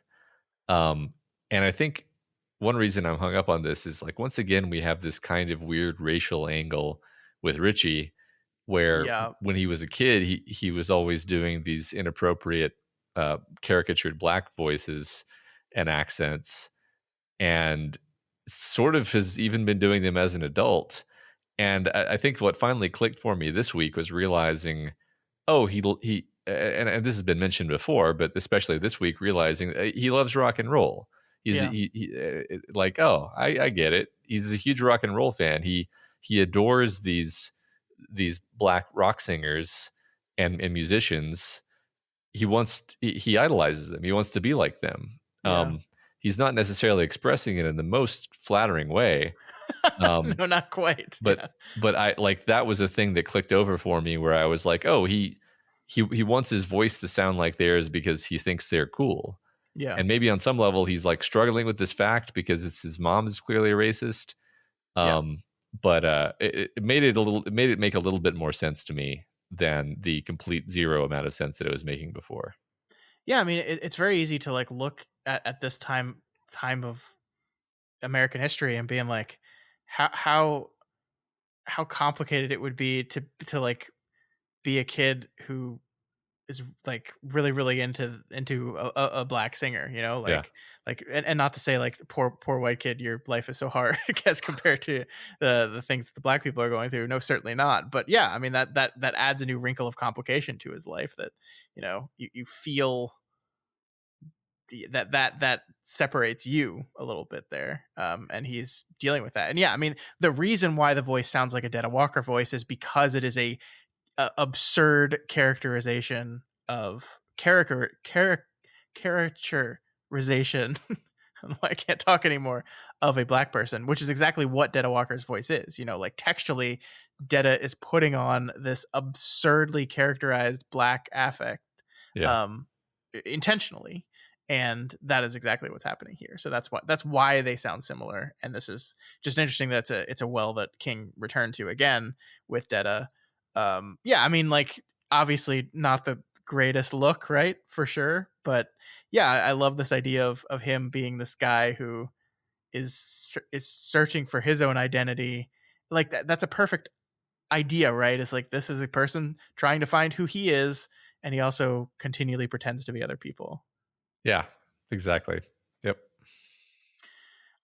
So looking back, Richie expects to see the Paul Bunyan statue right there, just like when he was a kid. But this time, Pennywise isn't quite over, and it's a Buddy Holly statue now, Matt. It's a giant 30-foot tall Buddy Holly, damaged glasses and all. And before he runs, he gets to see that one last time. It eventually turns back into Paul Bunyan, though. All right. You kind of see like I agree with you, his like love of the black musician specifically, but I think his attraction to Buddy Holly as a singer here, and maybe the reason why the statue looks like Buddy Holly, is the glasses, right? You know, Yeah. Buddy Holly had these big, thick looking glasses on. He was one of the coolest singers of his time. Yeah, exactly. He was able to make that cool. Yeah. Yeah. Speaking of glasses, at the very end of this section, Richie gets the pain in his eyes once again and is forced to flick out his contact lenses. He loses them on the floor. Even the girl that sees this happen can't help him out. And it looks like Richie is going to have to switch back to those Buddy Holly glasses. Yeah, I mean, I figured for a while that the pain in his eyes was a way of getting him back into his glasses. I don't remember when that thought occurred to me. Sometime between last time we talked and this week's discussion. All right, we're almost done, Matt. We got 2 more sections, but they're both shorter. So we begin with Bill's section. This is Bill Denbrough sees a ghost. And as we've already established, Bill's section is different from the rest of the losers, something the book makes clear right away when it just spells it out to us that Bill does not have a Pennywise encounter on his walking tour, but he does get to see a ghost, which we will learn is his Spike Silver. So, Matt, I guess the question is, we've kind of already talked about this, but why? Why doesn't Pennywise show himself to Bill? He certainly gets the opportunity, right? As you said, the chapter opens with Bill kneeling down by a storm drain that Pennywise has been known to frequent and egging him on, but no clown. So why? Perhaps I'm being overly hopeful, but I wonder if Pennywise isn't sort of scared of Bill. Like, Bill's by far the most committed of the group. You get the sense that Bill would be totally satisfied sacrificing his life to take down the clown that killed his brother. Yeah. I don't think the others are really at that point yet. Bill's the leader. You know, he's the most powerful in that sense, at least. So maybe Pennywise is just not ready to face him yet. I love it. So Bill starts the chapter, as we said, back by that storm drain. He's stuttering pretty bad by this point. We haven't really talked about that yet, but adult Bill is back to stuttering pretty bad at this point. And while he is talking to Pennywise, who isn't there, he's approached by a small kid. And I'm trying to put to words what I love about this conversation so much, but I love this little tiny few page conversation he has with the small kids.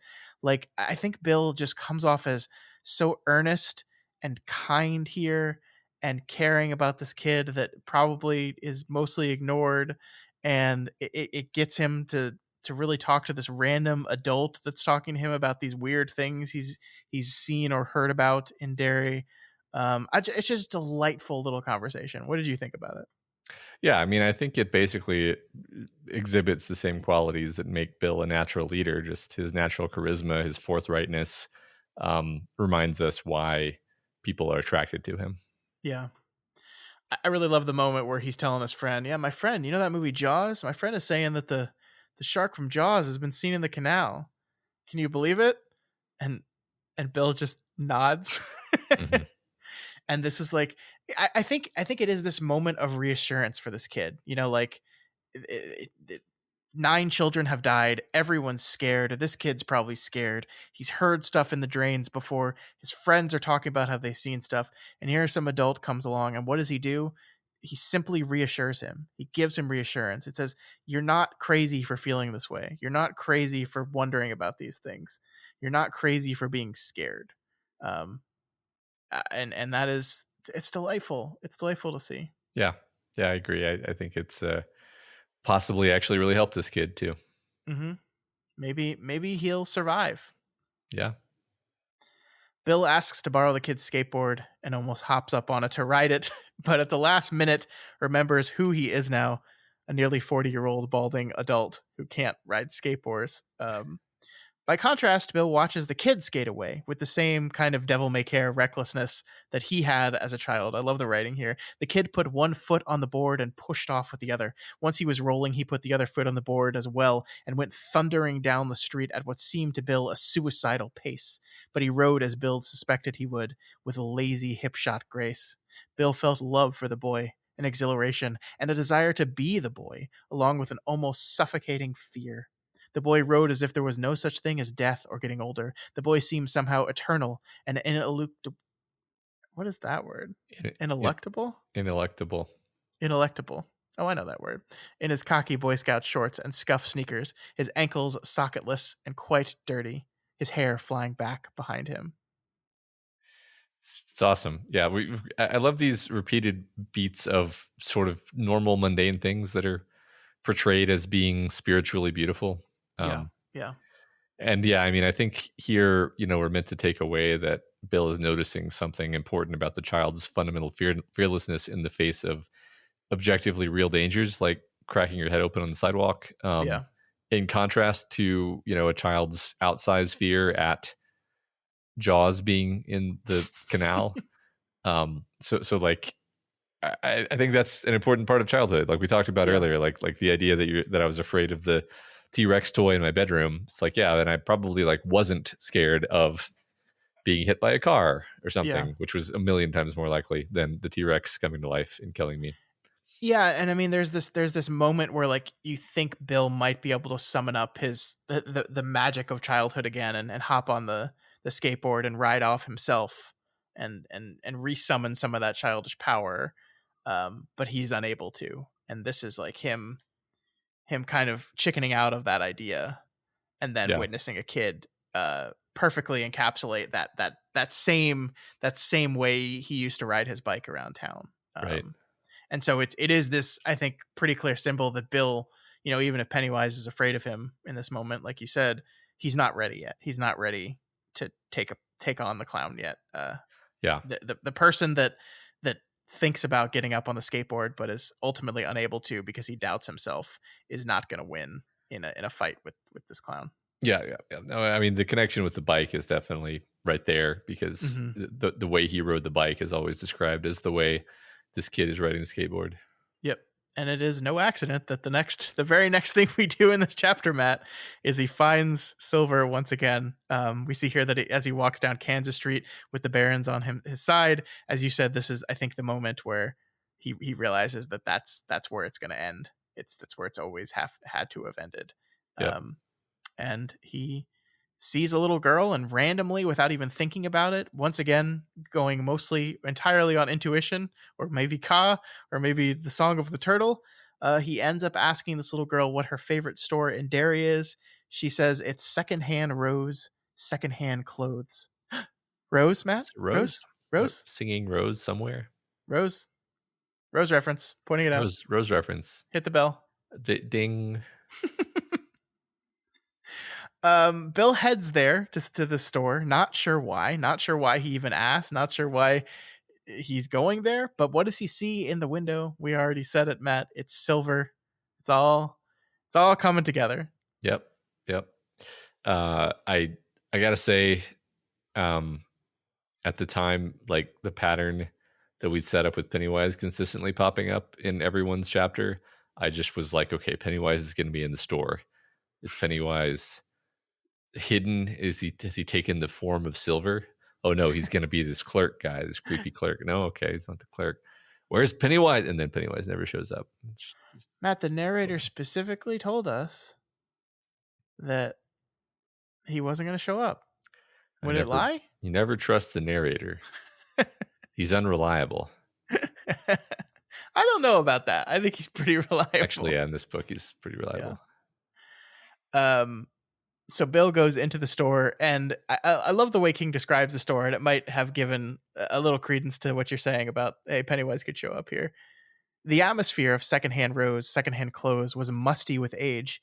It was, as the girl had said, an attic smell, but not a good smell, as some attic smells are. This was not the smell of linseed oil rubbed lovingly into the surface of old tables or of ancient plush and velvet. In here was a smell of rotting book bindings, dirty vinyl cushions that had been half cooked in the hot suns of summers past, dust, mouse turds. So, yeah, not great. Delightful. But here is not Pennywise, but a shop owner that Bill walks up to and says he wants to buy the bike, or at least he tries to say that. But in this moment, he has a really bad stutter attack and finds himself struggling to get the words out. In the middle of all this, a random phrase just pops into his head. The phrase I read at the very beginning of the episode. He thrusts his fists against the posts and still insists he sees the ghosts. We have no idea what that means, Matt. None. Yeah. We will learn by the end of the chapter, of course, that this is a tongue twister that was given to Bill to help with his stutter. But in this moment, what was your reaction to this random phrase popping into the chapter? I figured it was going to be some kind of, thematically important Gothic poem or something that would give them a clue or point them in the right direction. But kind of seems like it's more like a magic spell that Bill is going to need to say. Conquering himself in some important way. I don't know. Yeah.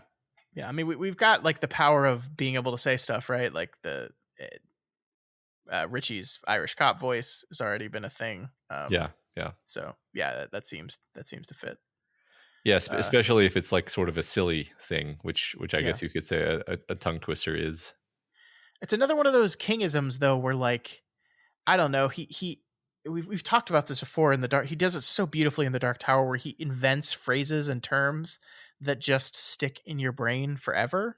And this is one of them. Like I don't think this tongue twister has left my brain since the first time I read this book. It's just there forever. Yeah, it's a good one. Mm-hmm. So Bill uses his old stutter curing techniques to finally get out his statement to the store owner, who, by the way, is like increasingly terrified of Bill, which fair. Some guy walks into your store and then like doesn't say anything to you, but is clearly struggling with something, and you live in Derry. I love the detail of like this man was obviously clearly a gay man living in Derry, and he's probably terrified that someone's going to walk into his store and just try to do a hate crime. Yeah, that was made clear. And I feel for the guy. Yeah. Mm-hmm. So he manages to buy silver for a cool $20, which, by the way, is $4 cheaper than 11-year-old Bill paid for it back in the 1950s. Yep. What a steal. That's some real depreciation. Yep. So he's got silver back. Yeah. I mean, I love that he has silver back because, like, in retrospect, of course, silver was obviously always a bike that was designed to be ridden by an adult. It was an adult-sized bike. Mm-hmm. They mentioned that a million times.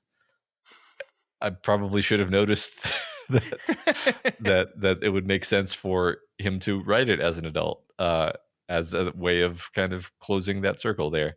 Sure. so yeah, like Silver's been waiting for him all this time, knowing that he would be coming back. I like that.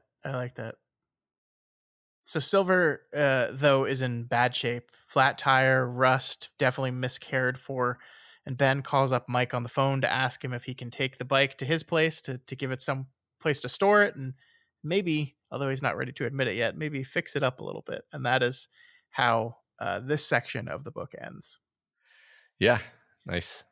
So we move on to our final section. Mike Hanlon makes a connection, and I don't know how to say this, but so this last section gets attributed to Mike, right? He is the name. He is our last. We've gone through every other member of the Losers Club. He's the last one. But this isn't really a Mike section, Matt. This is really just an extension of the Bill portion of the chapter, which is kind of a bummer, right? Like, yeah. I get it, right? Like the walk around town, the whole thing that's driving this chapter forward is that these 5 people are back for the first time in decades, and they need to walk around town, find themselves, understand themselves, right themselves in many ways, prepare themselves. And Mike doesn't need to do that, at least not in the same way the others do. He's been here the whole time. He understands the stakes. He is the lighthouse keeper. So it makes sense that the Mike section of this chapter is not really about Mike. On the other hand, I really love Mike, and I just constantly want more Mike. And so I do remember being distinctly disappointed where like I turned the page, saw a Mike Hanlon section, and was like, hell yeah. And then it's really just almost entirely just a Bill section. Yeah. Boring old Bill. Yeah. No, I hear you. I would have loved to have a Mike section to close it out. I guess we arguably saw Mike's first encounter with the balloon in the library. So true. Yeah. You could hand wave and say, well, Mike's section was the first section, even though it was technically not this week, but that would be quite a hand wave. So sure. Yeah, no. I just wanted to point this out as well. Like the section heading is called Mike Hanlon Makes a Connection. And the first words of the section are, but first he made supper. And I think this is the first time, don't quote me on this, but I think this is the first time the book has like directly had a conversation between a section header or a chapter header and the text itself. Just kind of jumped out at me as a fun little thing. It was cute. I liked it. Yeah. So Bill expresses a desire to fix Silver up, and Mike, well, he just happens to have bought a tire patching kit last week. Despite not owning a bike himself, Mike says he just got the urge one day, and the wheel of Ka turns again, and he bought this patching kit, which is exactly what Bill needed to fix up the flat tire of his bike. Yeah. And Bill does not reimburse him. No, what a jerk. It costs like $8. Bill, you're a millionaire. I know. I was bothered by this. So Bill finds himself transfixed by the bike and begins working on fixing it. He almost forgets Mike is there, by the way, which really reinforces that this is not a Mike chapter, because Mike just literally disappears from it for much of it. He's only reminded of Mike's presence when Mike himself shows up with some brand new playing cards, also bought on a hunch. It just the insanity that's happening here is nuts. Like, one other thing we see here is as they're removing the cards from the box, they're fresh and new and slippery, and so they slip and they all land face down except for 2 cards, Matt, and they are 2 aces of spades, which I don't know if you know a lot about a card deck. There's not 2 of those in it. No. It's kind of the whole idea with cards. It's and Bill's cool, reaction to that is great, right? Like, he picks up the two aces that are the only ones that turned face up. He turns them over, and they've got 2 different colored backs, which couldn't have been the case when they first opened the cards. They would have noticed. And his response is, "Holy Christ, Mikey, what have you gotten us into?" Yeah, it's great. It's very funny to me that he reacts like this when it's basically just like a card trick. And in contrast, everyone else today has literally been chased by monsters. But sure. But yeah, sure, Bill. There's 2 aces of spades. Yeah, that's really weird. But Matt, it's magic. It is magic. You're right. I mean, yeah. Clearly, the powers that be, whatever they are, want Bill to not only restore Silver, but potentially ride it in the future, right? Like I think he scoffed specifically at that idea, and but obviously in a way that you can tell, like, oh yeah, he really wants to ride this thing, Yeah. actually. Yeah. The This is the question, of thing he course, needs to do. is Yeah. the question, of course, why? Childhood.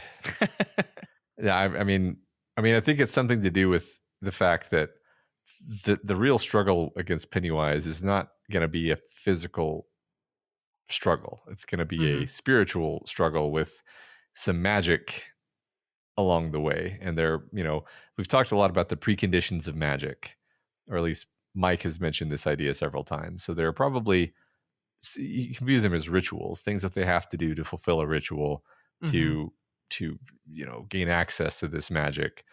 But I don't think it's just like they could go through the motions of the magical ritual.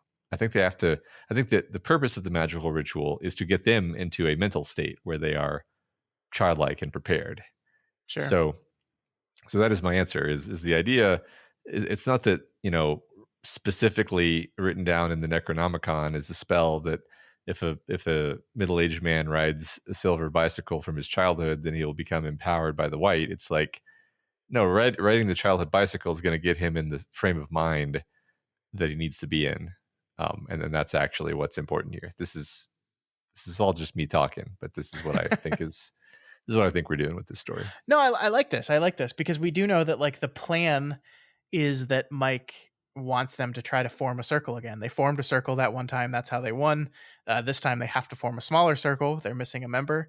And in order to do that and have that circle be successful, they need to do something first. And that's part of what these walking tours are, is finding out, that is connecting to something, is channeling something. And you're right. It seems to be this move towards recapturing their childhood in a lot of ways. Richie's going to be wearing glasses again. Eddie experiences what it's like to be on a baseball diamond again. Ben goes back to the library and re-experiences, some of the most important memories of his life. That's all there. And here we have this, we called Silver a totem when we first saw it, a totem of a lot of things. And I think it is such a good point that this is definitely a totem of Bill's childhood. But again, to your point, a bike that was too big for him, a bike meant for adulthood, kind of. But was this all important childhood totem that defined his childhood? Right. It's back, and maybe for the first time he can ride it as it's meant to be ridden. Yeah, as it's meant to be ridden. I like that phrasing. Yeah. So, as the chapter ends, Bill finally asks Mike about the phrase that's been knocking around in his brain all day, and this is when we're told the information about his mother wanting him to keep saying it to help his stutter. Presumably, this hasn't happened in June yet, because we have not heard this phrase coming from Bill at all in 1958 yet. So, presumably, this is something that will happen in the later months of the summer. But we do learn here, we're told by Mike, that Bill could never get the phrase out perfectly. He would always stumble through it and mess up, but that he did at least one time he did get to say it, and he doesn't remember when. And that's the end of our chapter. So it must be important. I was going to try to tally up all the little hints of foreshadowing that we've got. and then I got a few down the list, and then I realized there are just too many. But we've got the tongue twister that you just mentioned being said correctly. We've got Grackles know Pennywise's true name. We've got Ben told Bev that he loves her, and Bev told Ben that she loves him. We've got Ben's got to ride Silver. Got to put those playing cards in there. We got using funny voices to hurt Pennywise. I mean, that's been recurring. There's like twice as many as what I just said. Honestly, there's a lot of little things scattered throughout. And that's why I think we preface this episode the way we did, talking about how unusual it is. Because again, usually King will just tell you like basically what happened, and then you're like, oh, that sounds cool. Let's see how that unfolds. And this time, it's this almost game of all these little details that we're getting. Yeah.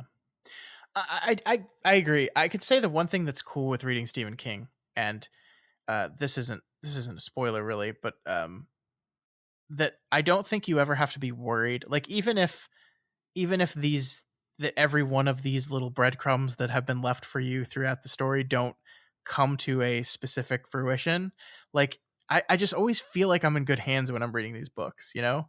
And I just like it's gonna be satisfying either way. And so I think one of the things you don't have to do, and this is kind of me instructing you on how to read this book, I don't think you actually have to like actively keep track of these things. I don't think the book is going to have that requirement of you. Yeah, and I buy that. I think it's just fun to watch me try to do the yarn and corkboard thing over here, even though I don't really think it's the kind of book that is asking you to do that. No, certainly, and I love the questions that you're asking, and I think that's part of the joy of people getting to experience you read this book is that those questions certainly pop into our heads as we read it the first time. Yeah. But I guess I'm not like what I'm saying. Like there's times, and I've read books before where I'm like, I really need to pay attention to this, and I really need to store this in memory because I'm gonna need to know this in the future. And I do not think King is that type of writer, and I just do not think this is that type of book. Like if that thing will pay off in some way, he will instruct you on exactly how it pays off, and he will remind you of it. Yeah, I agree. Makes sense. Mm-hmm. All right, but that is it. That is the end of chapter 11. A long chapter, a long episode, but we did it. We did it. Yep. Next week's episode, Matt, is going to be a little bit interesting. We are going to be doing chapter 12 and 13, but there is an interlude in the middle of those that we will be covering too. So we're going to do this interesting thing where we will actually finish part 3 of the book, Grown Ups, after the third Derry interlude, and we will start part 4, the next part, with chapter 13. I don't like doing it that way. I like to have like definitive end points in the book, but if I tried to do that, it would just mess up, like everything lined up perfectly except for these 3. And if I tried to like push 13 to the next episode, it just screwed up everything down the line. And this was just the best, easiest way to do it. So we will begin a new part of the book next week. Not a huge deal actually, but just wanted to let everyone know that. Yeah. It is what it is. Yeah. Mm-hmm. Mm-hmm. All right, Matt, let's move on to the final section of our episode this week. Let's talk about the discussion question. What was last week's discussion question? Select one of your favorite characters in fiction. What would Pennywise put in their fortune cookie? You know, Matt, I got to say I'm a little disappointed in our listeners. Yeah. A little disappointed. Y'all really let us down. Yeah. We barely had to use the algorithm today. Barely. Yeah. It was more like just that was it. That was the answers, pretty much. Yeah. Now, we say that, and the one person who like didn't get picked is going to be like, okay, what the fuck, guys? Well, I will say that we recorded the first half of this podcast several days ago, and now we're recording this half of the show, and more answers have come in since then, but we're not selected for the algorithm, so it's definitely those people that are going to feel excluded. Yeah, well, that just means you got to jump on the grenade. This is a metaphor. I don't think that's the right metaphor for the situation. Okay. All right. Anyway, let's get into it. Let's get into our answers. All right. So first from Friedlock68, Hank Hill opens the fortune cookie. Someday the planet will be depleted of all natural gases, including propane and propane accessories. Oh my God. Yeah, that's a terrifying thought. That's I don't know how we're going to top that, honestly. Yeah, no, I can just, I can see Hank reacting to that in my mind. Is there, because Pennywise is very monster driven, I think this is a great answer, but because Pennywise is very monster driven, is there a monster related to propane or the lack thereof that would appear in the cookie? Like, you're a scientist. What is the antithesis of propane? I mean, there's, okay, here's an answer. Here's an answer for you. So there's these places in the desert, in the places of the world where there's a lot of oil, and the oil seeps out through the ground, and sometimes it catches on fire. So you'll end up with these huge areas that are just constantly on fire. They look like, you know, an artist's depiction of hell. And I've heard it said that some of our legends about like jinns and genies and ifrits and so forth come from the existence of these places. So let's just go with, you know, some kind of devil, some kind of burning fire devil that comes from the place where all the natural gas is being wasted, just leaking out through the ground and burning and being wasted. So what your answer presupposes is that while Hank Hill enjoys the existence of propane, he does not enjoy the igniting of said propane.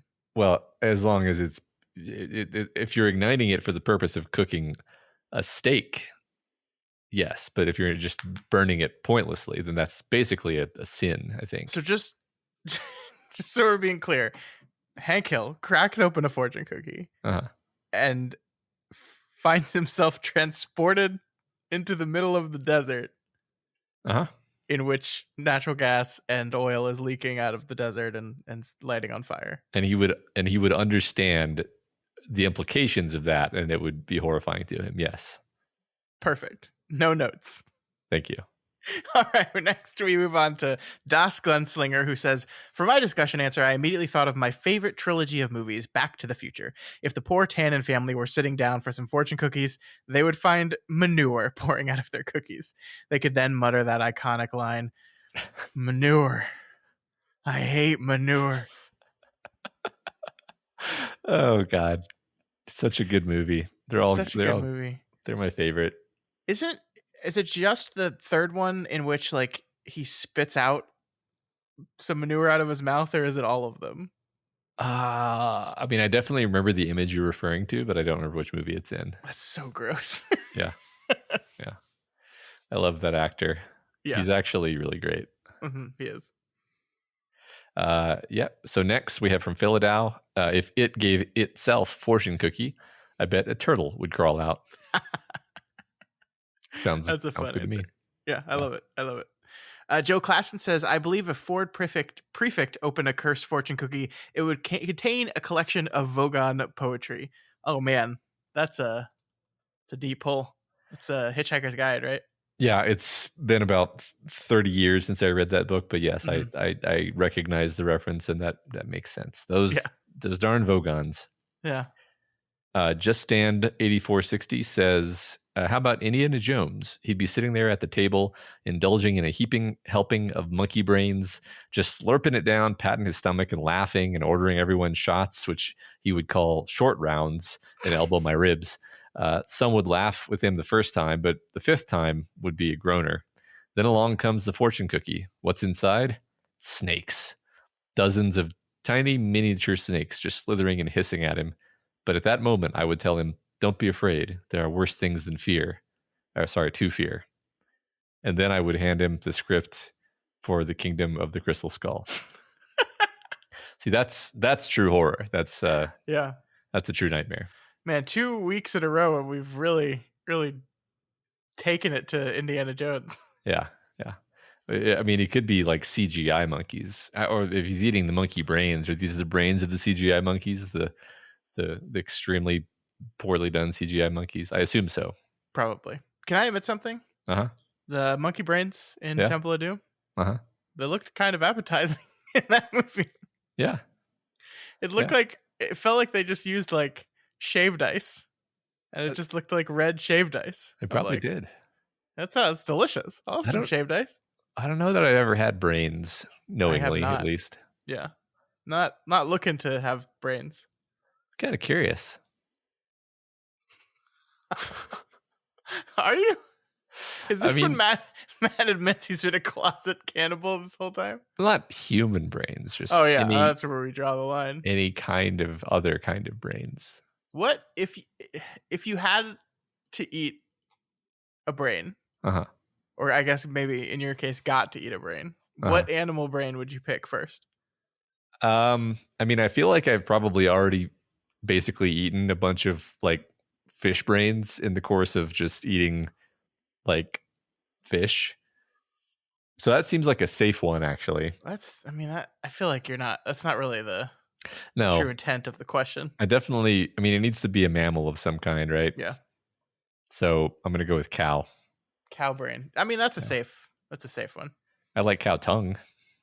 I've never had that either. It's in a similar part of the body, so. By proximity. Yeah. Sure. Up next, we have Burning Beard, who says, if a fictionalized version of Matt and Scott that appear on the Kingslingers were given fortune cookies, I feel certain they would contain more fortune cookies.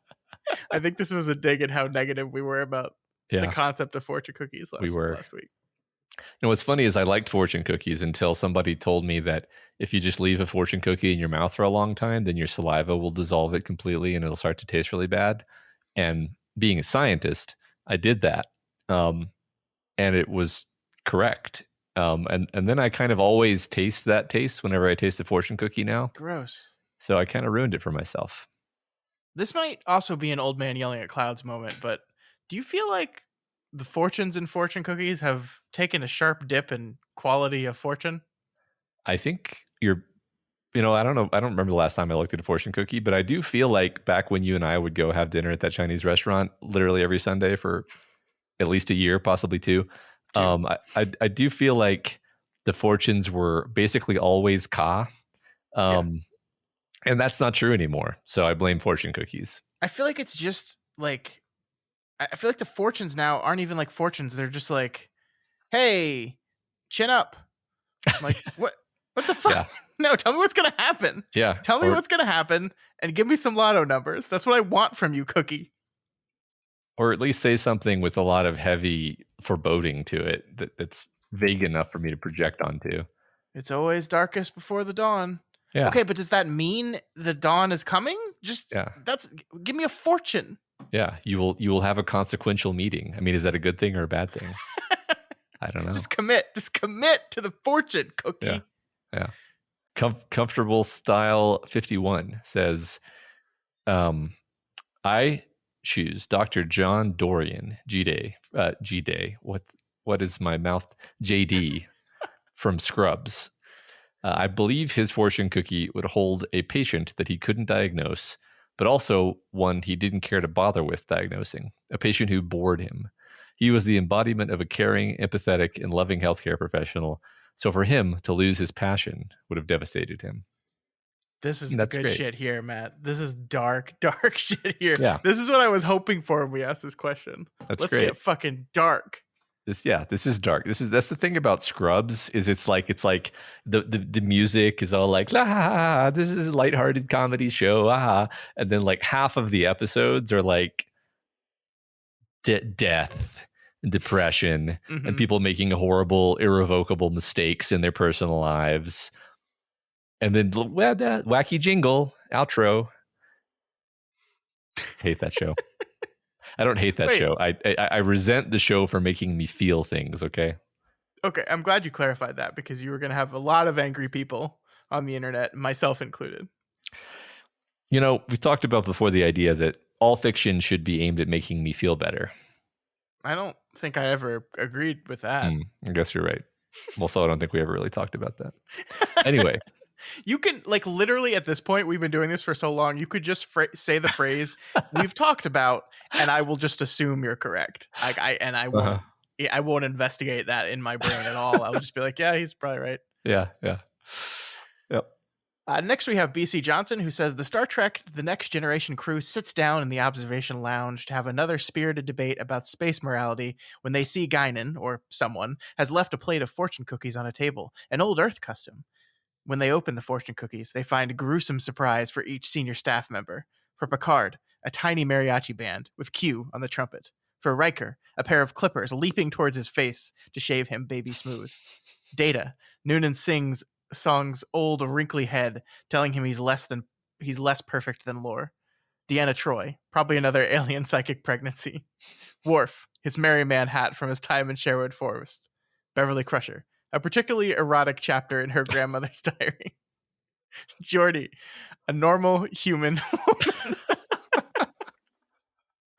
Oh my God. People that haven't watched The Next Generation got none of that. But if you did, you probably loved it as much as we did. Yes. Because that was great. That was amazing. Each of those was better than the last. I so mean to Jordy, but so true.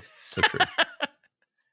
Every time I like I started a rewatch of The Next Generation a bit ago, and like I always forget that Riker's beardless in the first season, and it's so upsetting. Yeah, I know. Hate it. He's a totally different man with the beard. He's basically a different character as far as I'm concerned. That's true. Have you heard that, like, I don't know, I haven't Strange New Worlds I haven't watched this season, and I really need to. Wait, no. That's not. What is the new Star Trek happening right now? It is Strange New Worlds. Is that the name of it? Yeah. Okay. It's that you want to say Brave New Worlds, but it's actually no, it's Strange New Worlds. Yeah. I hear there's a musical episode, and I hear there's like a Riker connection somewhere in here, and I'm very intrigued. I don't know about that. I watched the first, I think, I watched the first episode of season 2. Yeah, so have I. That's all I've watched, yeah. And not even for like I didn't like this, just that I forgot and got distracted and was like, oh shit, the entire season's happened. Yeah, I really liked the first season, so I do want to give it a chance. There's a musical episode, Matt. A musical episode. I like that in concept, at least. All right, from Little Dork 87. Bob Belcher is my character. The protagonist and namesake of the show Bob's Burgers has a serious shellfish allergy. I can't think of a more fitting crustacean to manifest than the comically nightmarish lobstrosities. Damacham, Dadashak. It's really great voice work there. Thank you. I was channeling Mueller. All right. And last, we have Lab Ratio 77, who says, I couldn't think of anything, so I ran this by my wife. We actually discuss the discussion questions every week, and I love it. Lestat de Lioncourt is our character. Let's set the scene. Lestat is at a table. The rest of the people are horrified by the terrible things coming out of their fortune cookies. Lestat is oddly still, oddly silent. He opens it, and there's a normal fortune inside. It reads, you are inconsequential. You are not special. Lestat screams. I love it. I love it. Have you ever read Interview with a Vampire? I've only watched the film. That's my only window into that character. I love the film. I've never read the books. I'm not averse to reading the books. Just never happened. Apparently, Lestat is in a bunch of the other books, and it's hard for me to separate the Tom Cruise of it all. He's just such a perfect embodiment of this character, or so I feel, having only seen the movie. What a good answer though. It's that was great. Yeah. Next week's discussion question. Thank you. Will be, what's your favorite moment of a character acting on raw intuition? I think that's a great question to tie into everything we've been talking about this week, with all of our characters kind of moving forward into the story. Is it in their control? Is it not in their control? We talked about intuition last week. We talked about intuition this week. People act on intuition all the time. Characters act on intuition all the time. So give us your favorite example. Yeah, these tend to be great story moments too, right? Mm-hmm. Or horrible mistakes, but one way or the other, something really interesting. One way or the other. Yep. Yeah. All right, that is going to do it for us this week. Next week, as we said, we will continue with chapters 12 and 13 with another interlude stuck right in the middle there.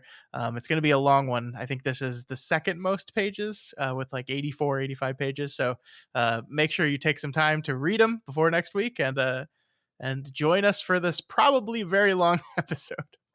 Yep. Remember, you can reach us via email at kingslingers@gmail.com on email, or over on x.com at kingslingerspod. And of course, the best spot to answer the discussion question is r/Doof Media over on the subreddit. My Twitter app for X just got updated, and instead of just the X on a black background, it's now the X on like a marbled black background. Interesting. What are we doing? What are we doing? It's funny because I manually selected a different background color, so I still have the different background color with the X. Wait, you can do that? I can. Oh, you're special. I forgot. Yep. If you're not already subscribed to Kingslingers, we strongly recommend you do so, and make sure you never miss an episode. You can find us on everywhere that podcasts are. We're all over the place. We're everywhere. We're infecting your earwaves. Enjoy it. That's right.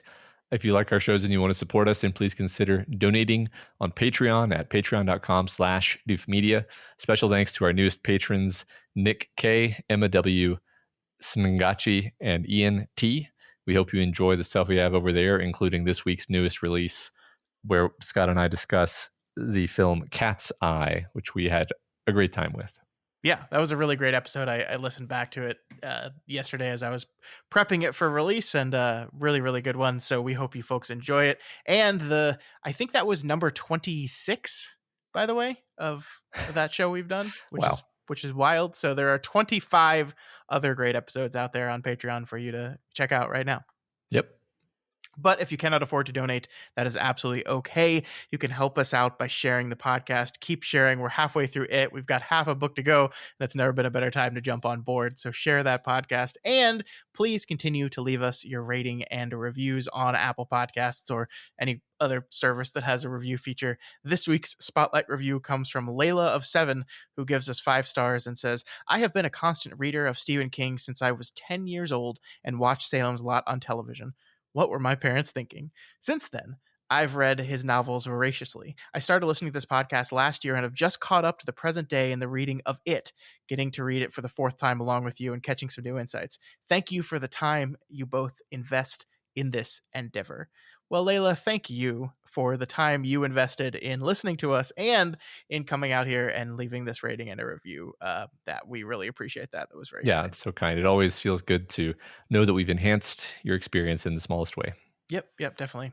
And also, I think it's like a really common refrain amongst constant readers that they watched or experienced something Stephen King far before they probably should have. I feel like that's just how it goes.